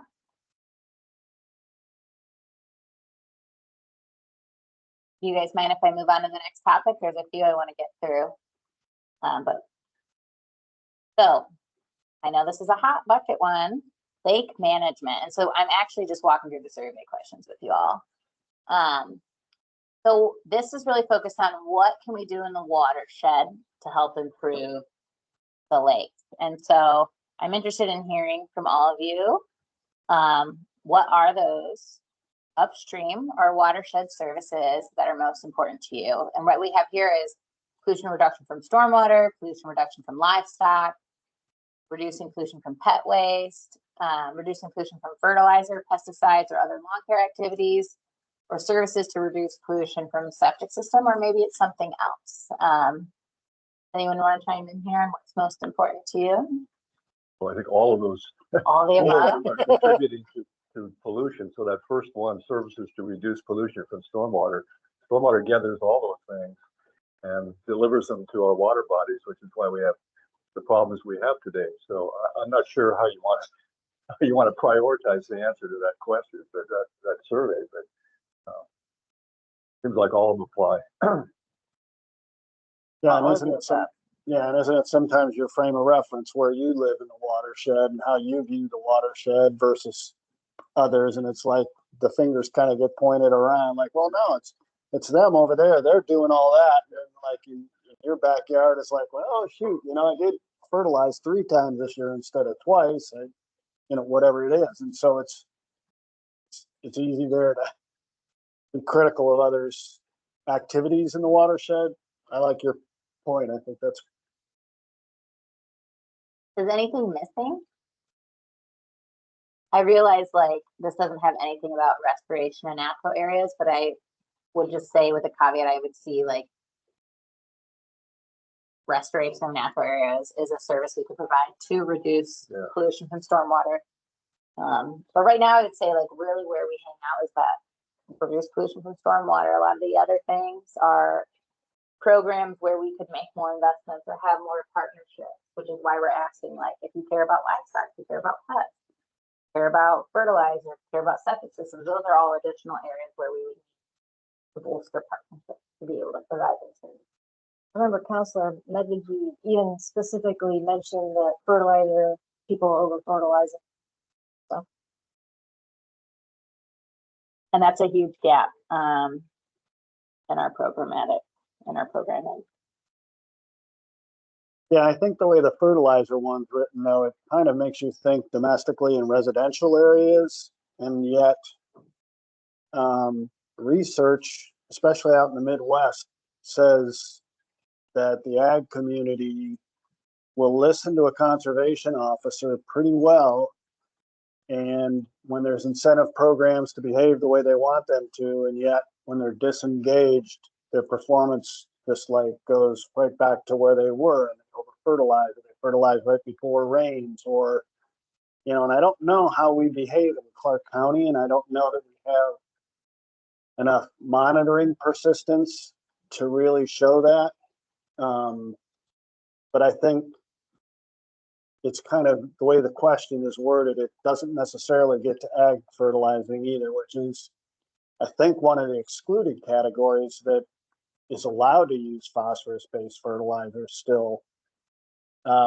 Whereas residential, I can go to Home Depot and the middle ingredient is 0 on all the bags of fertilizer I check. So, at least at the residential level in the big boxes, they're selling non-phosphorus based fertilizers, which is the kicker ingredient. Lacamas Lake, I'm sure, is phosphorus limited. That's been studied. I don't know about Vancouver Lake, but I think it's phosphorus limited as well. So there are buckets of that where fertilizing may not be viewed, it's viewed kind of like the residential there. It's all them. It's like both. I don't know how much both. Any other comments on watershed? Well, you could, I think you were getting at this point, but you could promote more education and outreach and grant monies to riparian owners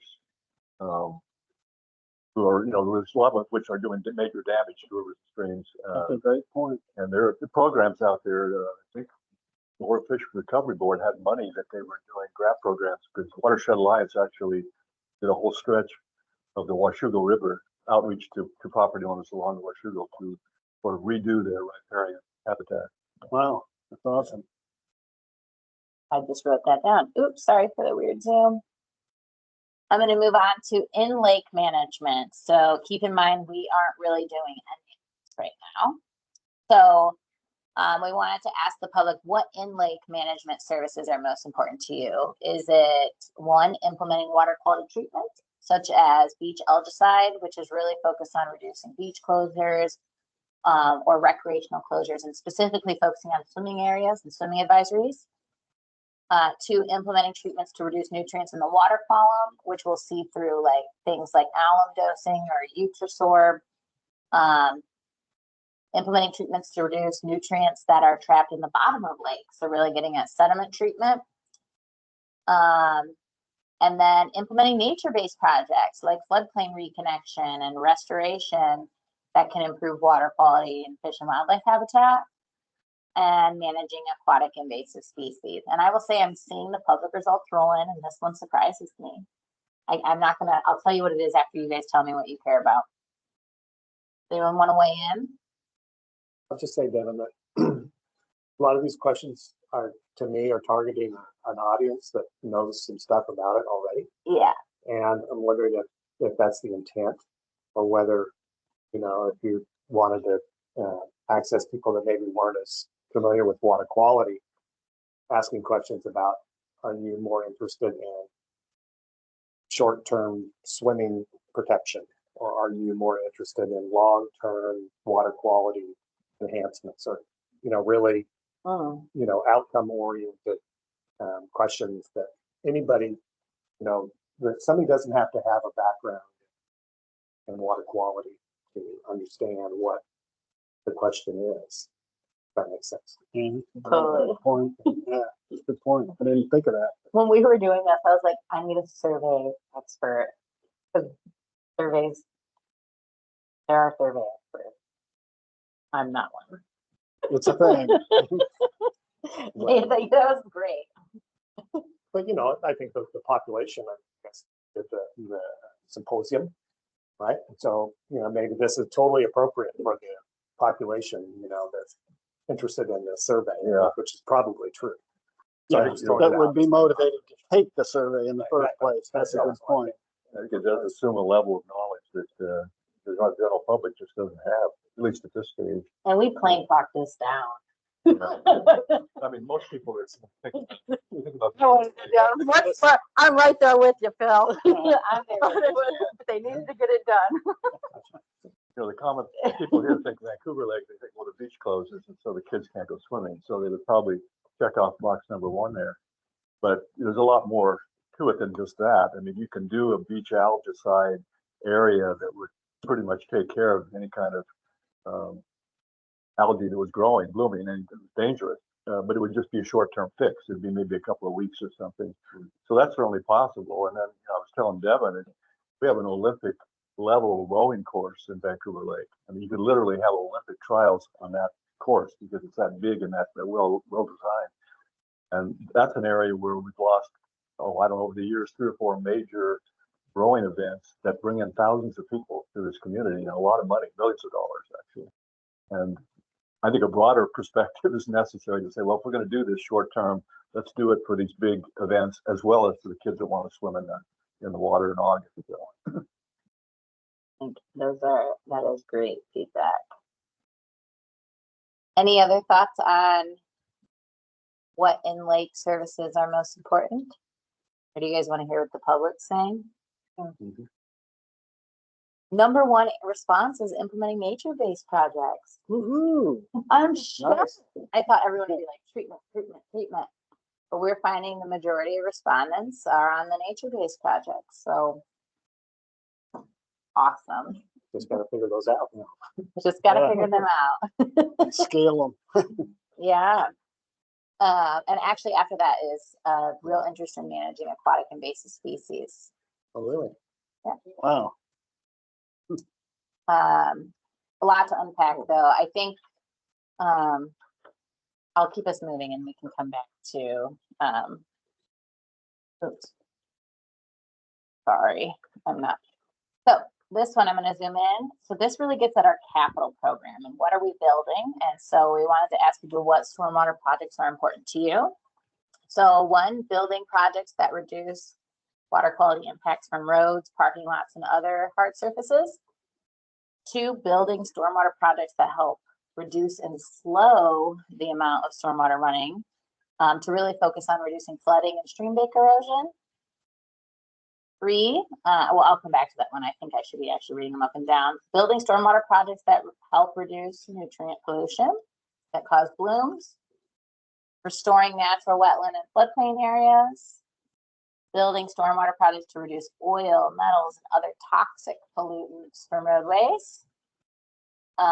Creating multi-benefit spaces like natural areas that provide stormwater benefits throughout the full year versus creating multi-benefit spaces that provide stormwater benefits only during the dry season but are really flooded during the wet season. We have some places like that are causing some community concerns, so we thought we would ask that question.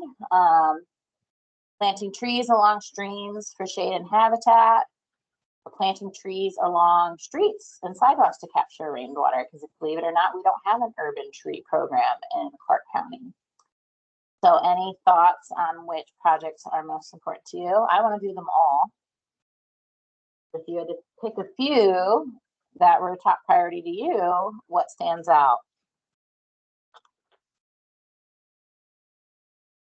I think nature is pretty doggone resilient. And if you can really conserve, protect, enhance, restore anything left that's natural, I think it will provide probably the greatest number of multi-benefits you know, it functions on the habitat and the critter side as well as the human impact side. And really trying to maximize those types of things. Yeah, the green infrastructure, the nature-based solutions. Alejandra? Yeah, I think in that same vein, I don't know, I think wetlands are so critical and important to hold value to. Those systems can be fragile, but if they're in a healthy place, just have insurmountable, just wonderful, solutions to water cleanliness and also benefits to wildlife, right? They're the nursery of our natural world. So yeah, that's my advocacy. Yeah, preserving them too. And restoring them. We are currently in the process of our first wetland restoration project for the Clean Water Division. Wow. I'll invite you to the open house on that because we're probably not going to get it today. Anything else? I'm hearing nature-based solutions, green infrastructure, wetlands.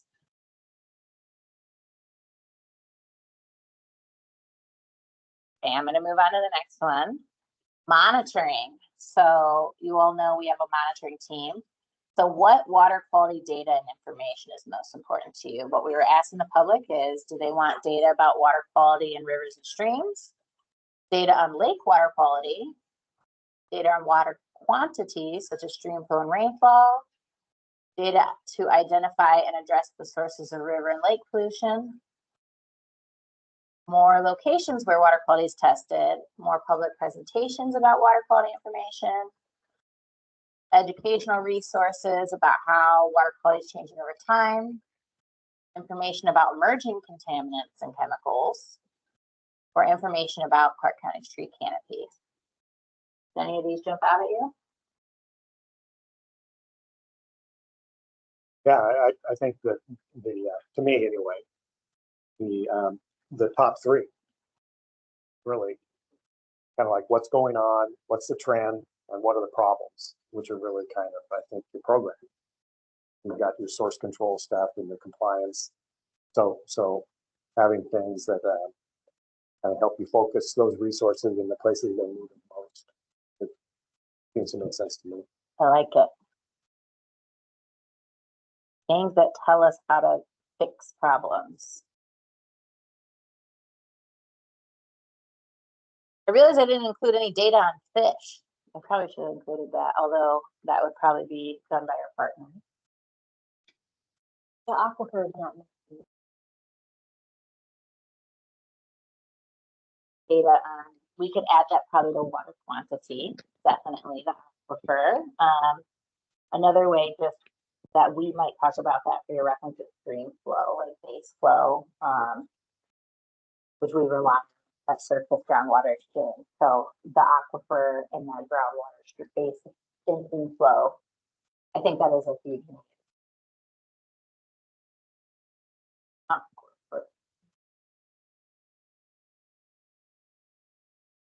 Anyone else? Okay. Operations and maintenance. This is how people see us most of the time. What stormwater maintenance services are most important to you? Street sweeping to remove pollutants. Believe it or not, they let me drive. Access to leaf disposal programs to reduce neighborhood street flooding. Cleaning storm drains in your neighborhood to reduce pollution. Maintaining vegetation in your local stormwater facility, or maintenance and repair of aging stormwater infrastructure before they fail or malfunction. Which ones get you most excited? Street sweepers, leaves, cleaning of storm drains, vegetation maintenance, or fixing things before they fail? These are all things we're required to do, but we can do more of. Yeah. I think the last one poses the most risk. I guess Paying now or paying later. I have a question about you. When I first got on this commission, there was this discussion that I never heard the conclusion of about who's responsible for and what are the obligations of private stormwater facilities in this county. Because been case after case where they've failed because they haven't been maintained. So who's responsible for the maintenance of private facilities, and why do they fail so frequently? That's a great question.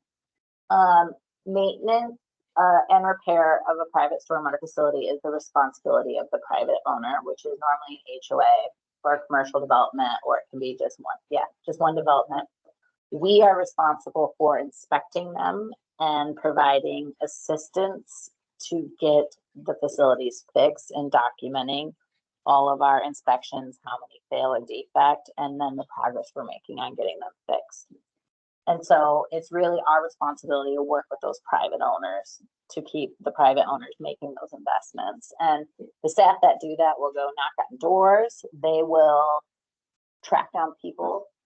They will help HOAs open bank accounts and write CCRs and agreements, and they will hold their hand through the process to fix it.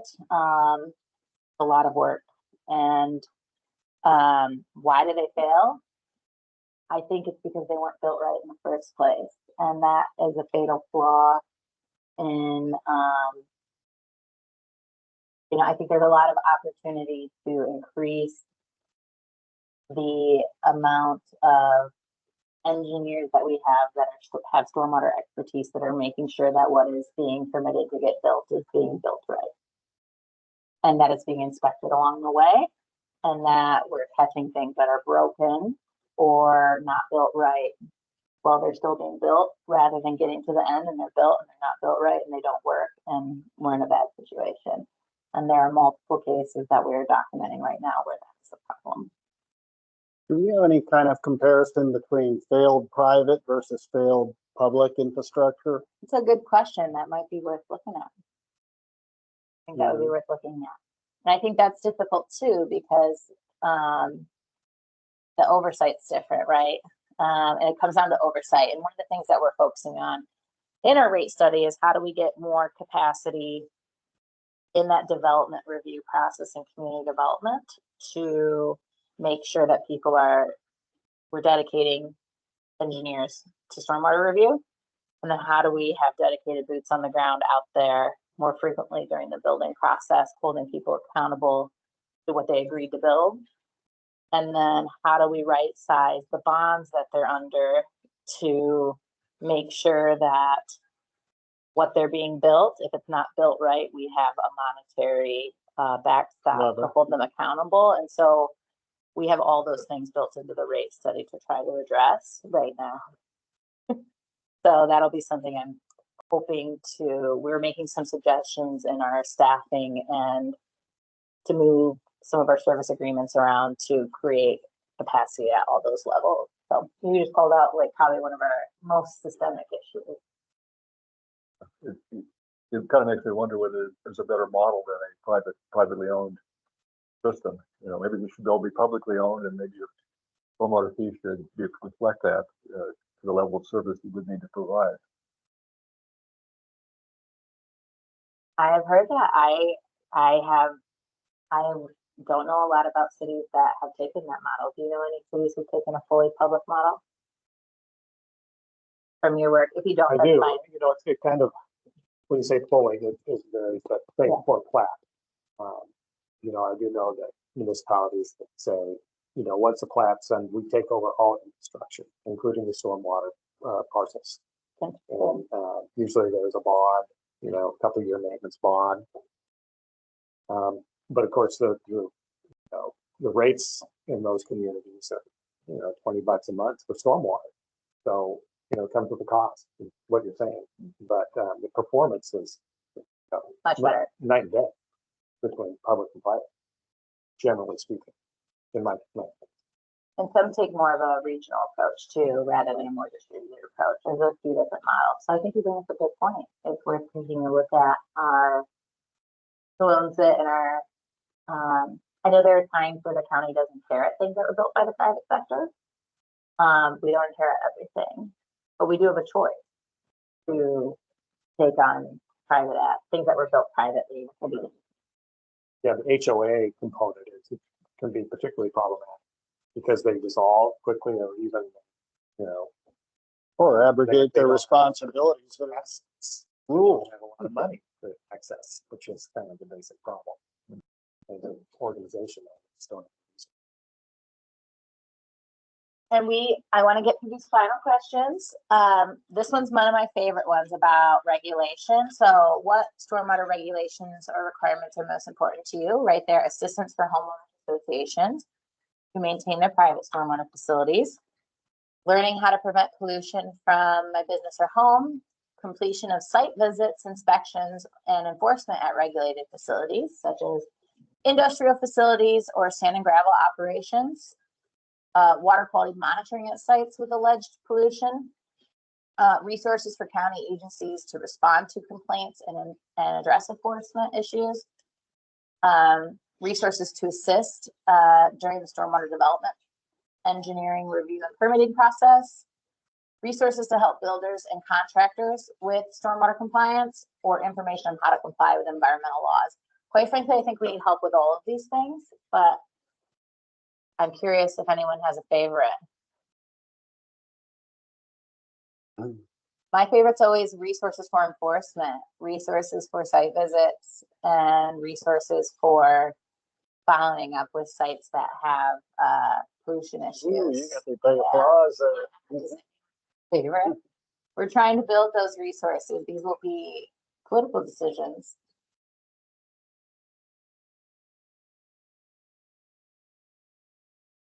Oh, sorry. And we're almost done. One of the questions that we had was around incentives.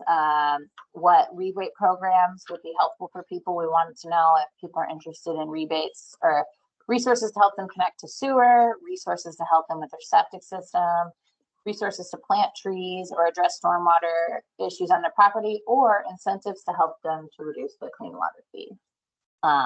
Because we do have a counselor who's very interested in coming up with a way to have people be able to implement things on their property to reduce their fee by managing their stormwater. Those programs can be very difficult to implement from an administrative perspective. Doesn't mean they're not a bad thing. Do we know if anyone has that in Washington? Programs where you can reduce your fee? Maybe. I would look at him like he had. I'm like, Phil, do you know? I think so, but I'm hesitating because I think Snohomish does because Snohomish County, because I think there was a lake management problem there that all lakeside owners were like automatically pumped way up in terms of their impact fees. And there was a way to reduce the impact fee. I think I was reading about. Snohomish may be a place. I'll have to look into that. And if I can find it again, I'll share it with you. So this is my final favorite question. What is your current opinion of Clark County's ability to protect clean water? No improvements needed, minor improvements needed, major improvements needed. I will say most of the response we're getting, where do we think the public is? I would hope they're saying major, but I don't know. We're hearing a lot of major Yeah. improvement Good. needed. So I think we've only gotten very few responses that say no improvement. Good. So what I'm gonna to help us wrap up, and just finally, we had people identify, so we'll be able to break down by district when we go talk with counselors. So I'm wondering, to wrap up this discussion, I heard some of your favorite things and what services you think are important. But I'm also wondering if the commission might be interested in working together to write a letter about what you think is most important. What services that you want to see the Clean Water Division take on that we can submit to the council on your behalf. We could draft that for you, or you can work together to draft that. But I would really see this as a critical opportunity. Our next work session is with council on the 24th. That's 20 days from now. But would you all be interested in working together to describe the services that you care about? Or to make a recommendation to council? Yeah, I think we should make a recommendation, but the question is, how do we do that without creating a meeting? If we're trying to do it online or through some group discussion, we're going to run afoul of the OPMA. So how do we get that done? It would also make sense to wait to see what the public comes in with, so we can try to, join with them or not. That's a good question. I mean, you could, or you just have your standalone, this is what the commission thinks, this is what the public thinks. And we can share with you, I can share with you like the interim results if you think that would be helpful, but I also think it's valuable just to have you all put into writing what services you think are important, so that, and I would also offer that we could have you submit that letter. You can transmit that letter and just have it submitted as a formal letter to the council. You could also provide public comments. There's those opportunities. So I would encourage you to think about what you want to do. And then if you need, we could have a subset of you work on the letter and draft it. That would help with OPMA requirements, or we can, hello. Rudy's off of. Rudy? Yes. Sorry. I saw you were off mute, and I was sorry. I was looking the other way. Do you have something Oh, to say? I did come off mute, but I was going to wait for you to finish. Oh, sorry.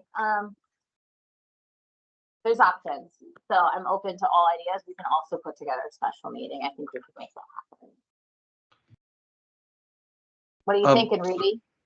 Well, so real quick, I'm happy to support in whatever way I can to get a letter to move forward. I guess what I bumped into throughout the survey was I wanted to do all the things. So I really had a hard time trying to figure out how to triage what's in there. That makes sense. And it kind of connects back to the question I had earlier. So, I mean, it would be super helpful if I could kind of understand what staff's idea of triage is in these recommendations. Because it's, for me, I felt like I wanted to do all the things. And I don't know if that's asking for too much or not enough, or what the boundaries are. And the other thing I had running through the survey was I didn't know what was inside the clean water division versus what was a regulatory issue, and whose regulations, and some of the capital projects seemed like they were legacy land or public works. Do you get where I'm going? So I might not know enough to be able to helpfully answer that survey. Okay. So, not to be a bummer, but, I want to be supportive. So is there like a staff recommendation, or? Well, I want to do everything that's in the survey. I'm not going to lie. There you go.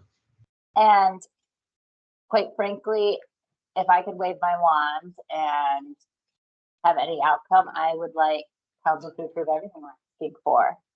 And so, I don't think the fact that you see yourself wanting to support all of it is probably consistent with what staff would like to see. Because these are things people have been asking for a long time. I'm just here and I'm a loud voice.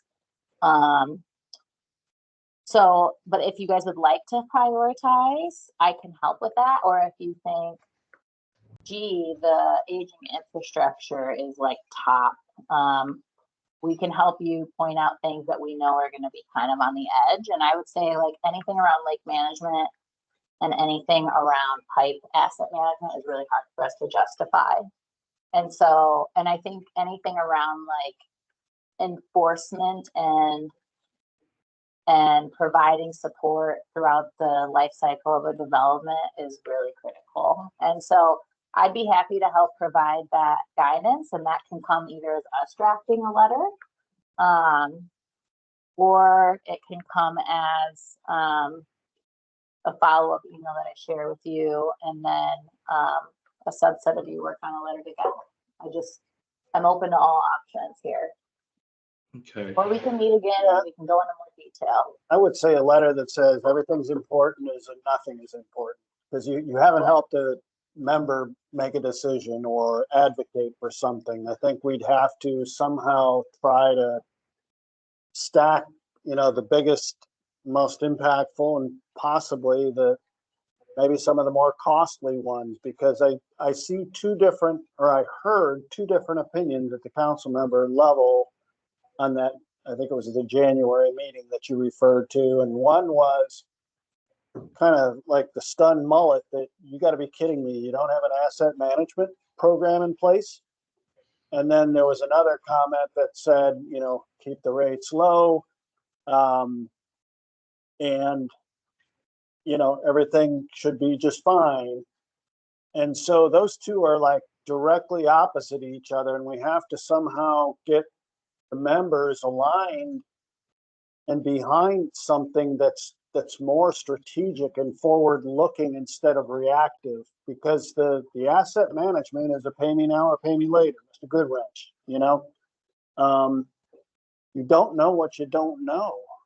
And that's, to me, I kind of delve and look at a lot of things by risk, but that's, to me, one of the most compelling pieces that we should be trying to advocate for, because once you're doing that, that's when you can start analyzing things like capacity in the system.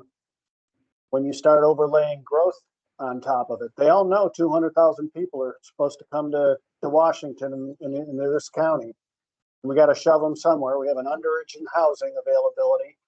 So either density is going to take the impact, or redeveloping green space, or somewhere it's got to give. So where is the stormwater infrastructure to handle that when you put real hydrology on top of it? That's a risk. We don't know. We can't get to that without some kind of more intelligent model. And we've got, when you put modeling on top of pipes that are going to fail, it's going to show you some pretty interesting results. Let's do it. Devin. Go ahead, Lee. Oh, no, I'm sorry. Real quick, it'd be nice to triage all of those things in the survey into 3 buckets for me. And if all of them wind up in 1 bucket, that's fine too. It's good to know from a staff level. But, triage it into must have if we can, and would be nice.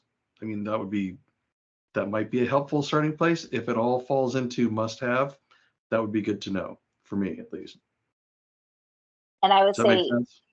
it totally does. We have our buckets right now are mandated, must have, recommended if we can, Mm-hmm. and optional would be nice. So I can get you guys those buckets. Totally can do that. And if you want to have, go ahead. Oh, I was going to say, I think that would be super helpful to the narrative, and you could lay out your argument that way. We must do this. You must be this tall to ride this ride. I think that would help the county council at least to contemplate spending the money on this. I like it. So if I provide that with you, or provide that, would a group of you under 4 people be interested in working together to draft a letter? Or would you all like to have like a follow-up, maybe hour-long virtual meeting? We can have it be where we come together. What would be the preferred method for you? It seems to me like, so is this the letter that's going to the? No, this is good point. So this isn't the recommendation letter. This is just like, because if it's the recommendation letter, because your schedule's moving pretty quick. It is. And then the recommendation letter is to mirror what you're proposing, in my opinion, so that we're all in alignment, and the commission voice. But I think that part of the code is that this is kind of what the commission is supposed to do, is provide recommendations. So I guess what I'm saying is, I think that from my perspective, you would be writing the letter, maybe modify it, as opposed to, or providing feedback, as opposed to trying to create something independent of what you're doing, right? So Because I think the struggle would be just like what Rudy's saying, is that what are we really trying to say? What are the priorities and why? And so I'd like that to be making sure that it mirrors where you're going. With the program. I appreciate that, and I think you brought up a good point. This isn't the only touch point, this is the first touch point. So between now and rate adoption, we have the April work session where we're gonna talk with council about what services are important. So we're asking you all to help us say what services are important to you. And then our next work session in May will be, okay, how much do those cost? And then there'll be another opportunity if you wanna make a comment about those costs. And then in June, we'll be going with draft rate. And that'll be an opportunity for you to make a comment about the draft rate or make a recommendation about a draft rate. So right now is really kind of, I don't want to say the soft stuff, but it's like, what do we want to see out of the division? And so 4 of them, or 3? We have 8, I think 8. so 4. Because it would be a quorum, is 5. So here's what I may suggest. I'm hearing interest in the letter from Rudy, Glenn, Bill, Ben. If we draft something, would between the 4 of you, Rudy, Glenn, Bill, Ted, be willing to take and modify and add to a first letter? Sure. We could maybe put it on. Okay. You want to set it up as a Zoom meeting of some kind? Yeah, we could touch base and we'll have to check about whether or not we make it a shared document. No. Well, yeah, you If could, it's not a because it's not quorum. a quorum. Okay. And then the other aspect is, if, I'm sure the chair was going to suggest it, but if the commission wants to approve sending a letter that will be drafted by this work group to council ahead of the well, yeah, well, it basically would need to be before the work session with council on the 24th, because the survey ends on Monday. You have to give the, Do they need a motion to approve the letter? it now? would, yes, unless you wanted to meet, get it drafted, then have another meeting. Well, the other alternative is to just delegate to the subcommittee the drafting of the letter and not require a separate meeting to have the Yeah. full commission endorse it. Approve a letter to be, Yeah, with your feedback, help us bin the buckets and get us your feedback to kind of jumpstart it a little bit. And then maybe we could Zoom amongst each other real quick once we kind of let that sink in for a day or two and then say, hey, I've got some ideas and let's move in this direction. Let's get a agreement that that's a good direction to go in to represent the subcommittee to bring back to you, I guess. Are you okay with that approach, Alejandra and Tracy? As long as Zach is happy. I feel happy. I feel like I just appreciate the conversation tonight. So thank you. I know it's past time, so for those of you who are we're planning for this meeting to end at 8:30, I would just say you're welcome to. I think we're allowed. Are they allowed to step away, or do we need to? I don't think there's any other, are there any other action Yeah. items to take? the, well, there would be the action item of approving the letter to be drafted by the subcommittee to go to council and the approval of the annual report. With the Oh. And if there are any other scrivener's errors. Would anyone like to make those motions so we can wrap up tonight regarding the letter? I move that we form a subcommittee out of Bill, Ted, Rudy, and myself to draft a recommendation to you that would help inform priorities to the rate study. I Second. second. Any further discussion? Not, those who wish to vote in the affirmative for the motion, please say aye. Aye. Any Aye. opposed? Aye. Sounds like the motion carries unanimously.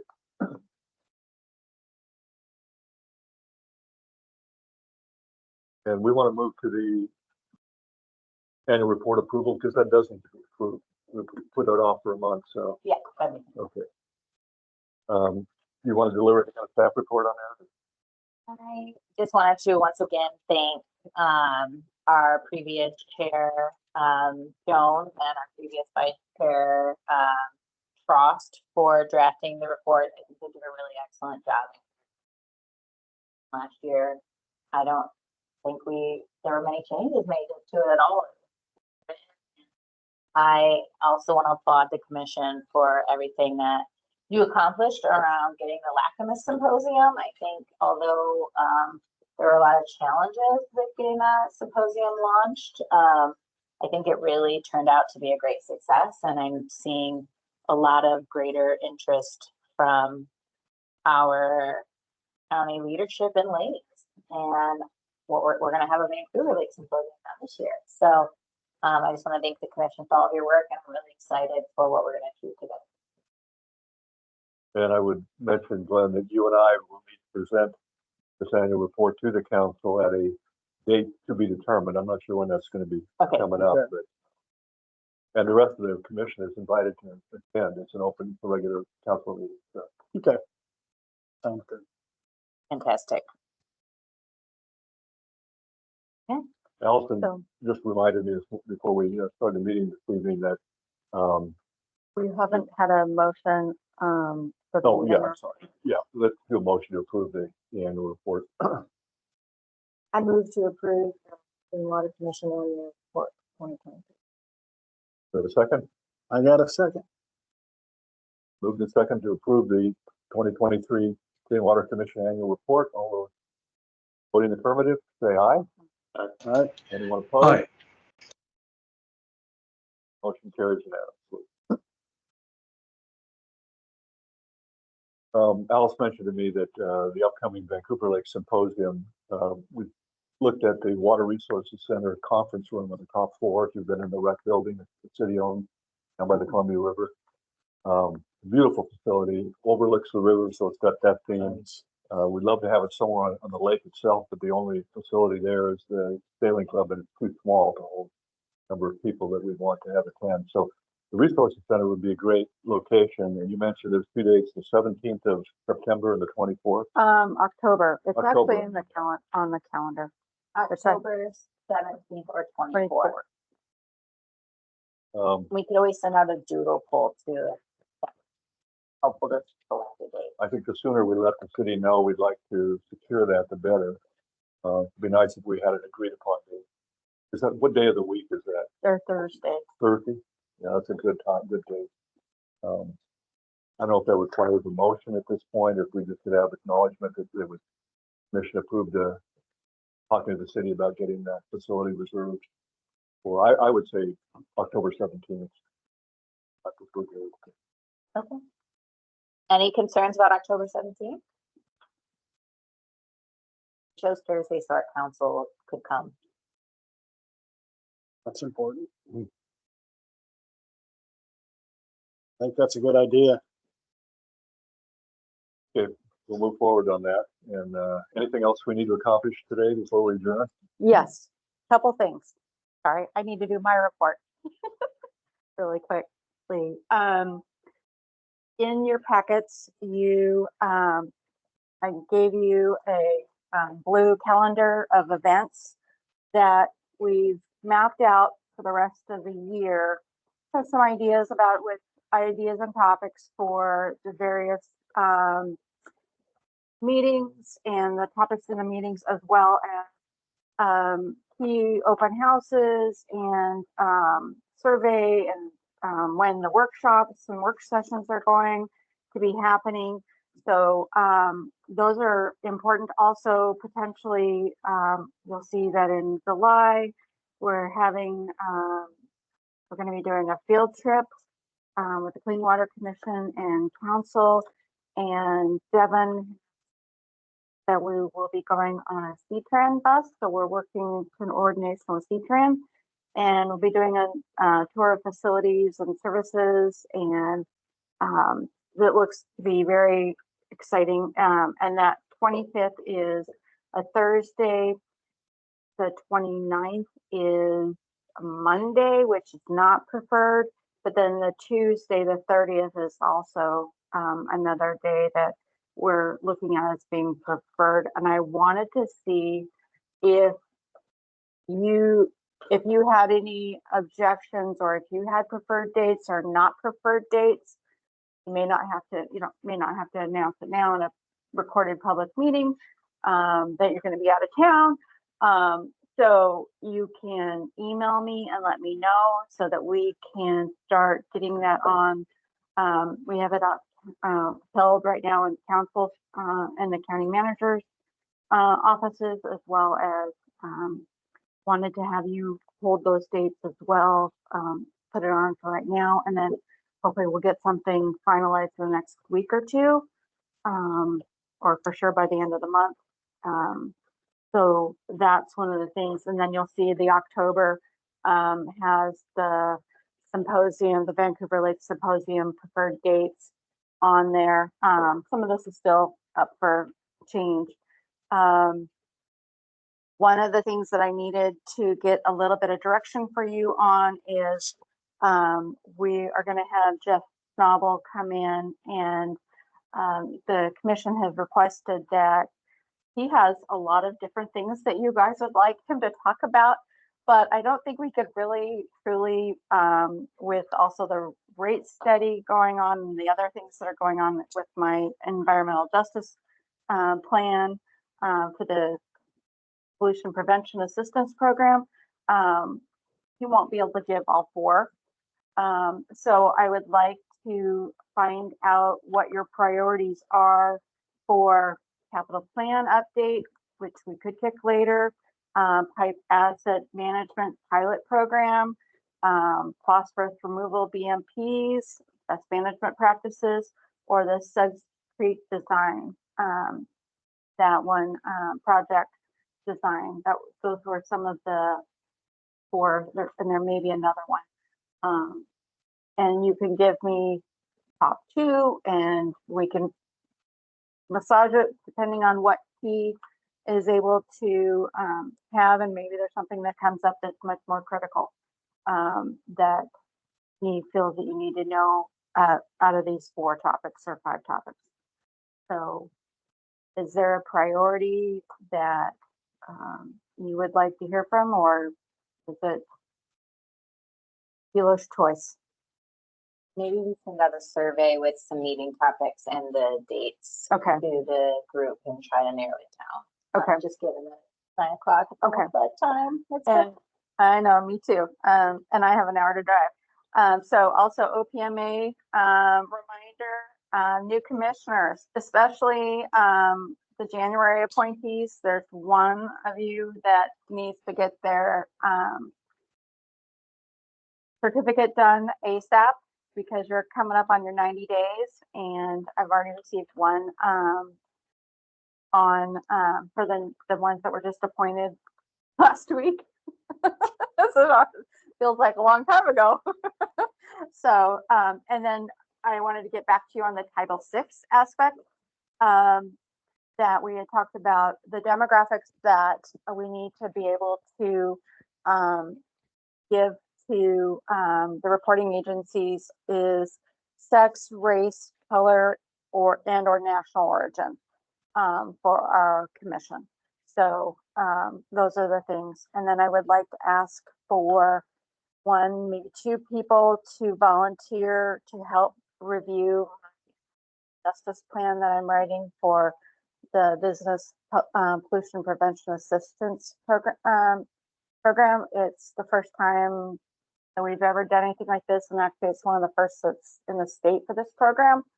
and it'll end up probably becoming a model for what the other PPA programs throughout the state will be doing. And so I would definitely appreciate getting some unique, excellent, Alejandra. Yay, thank you.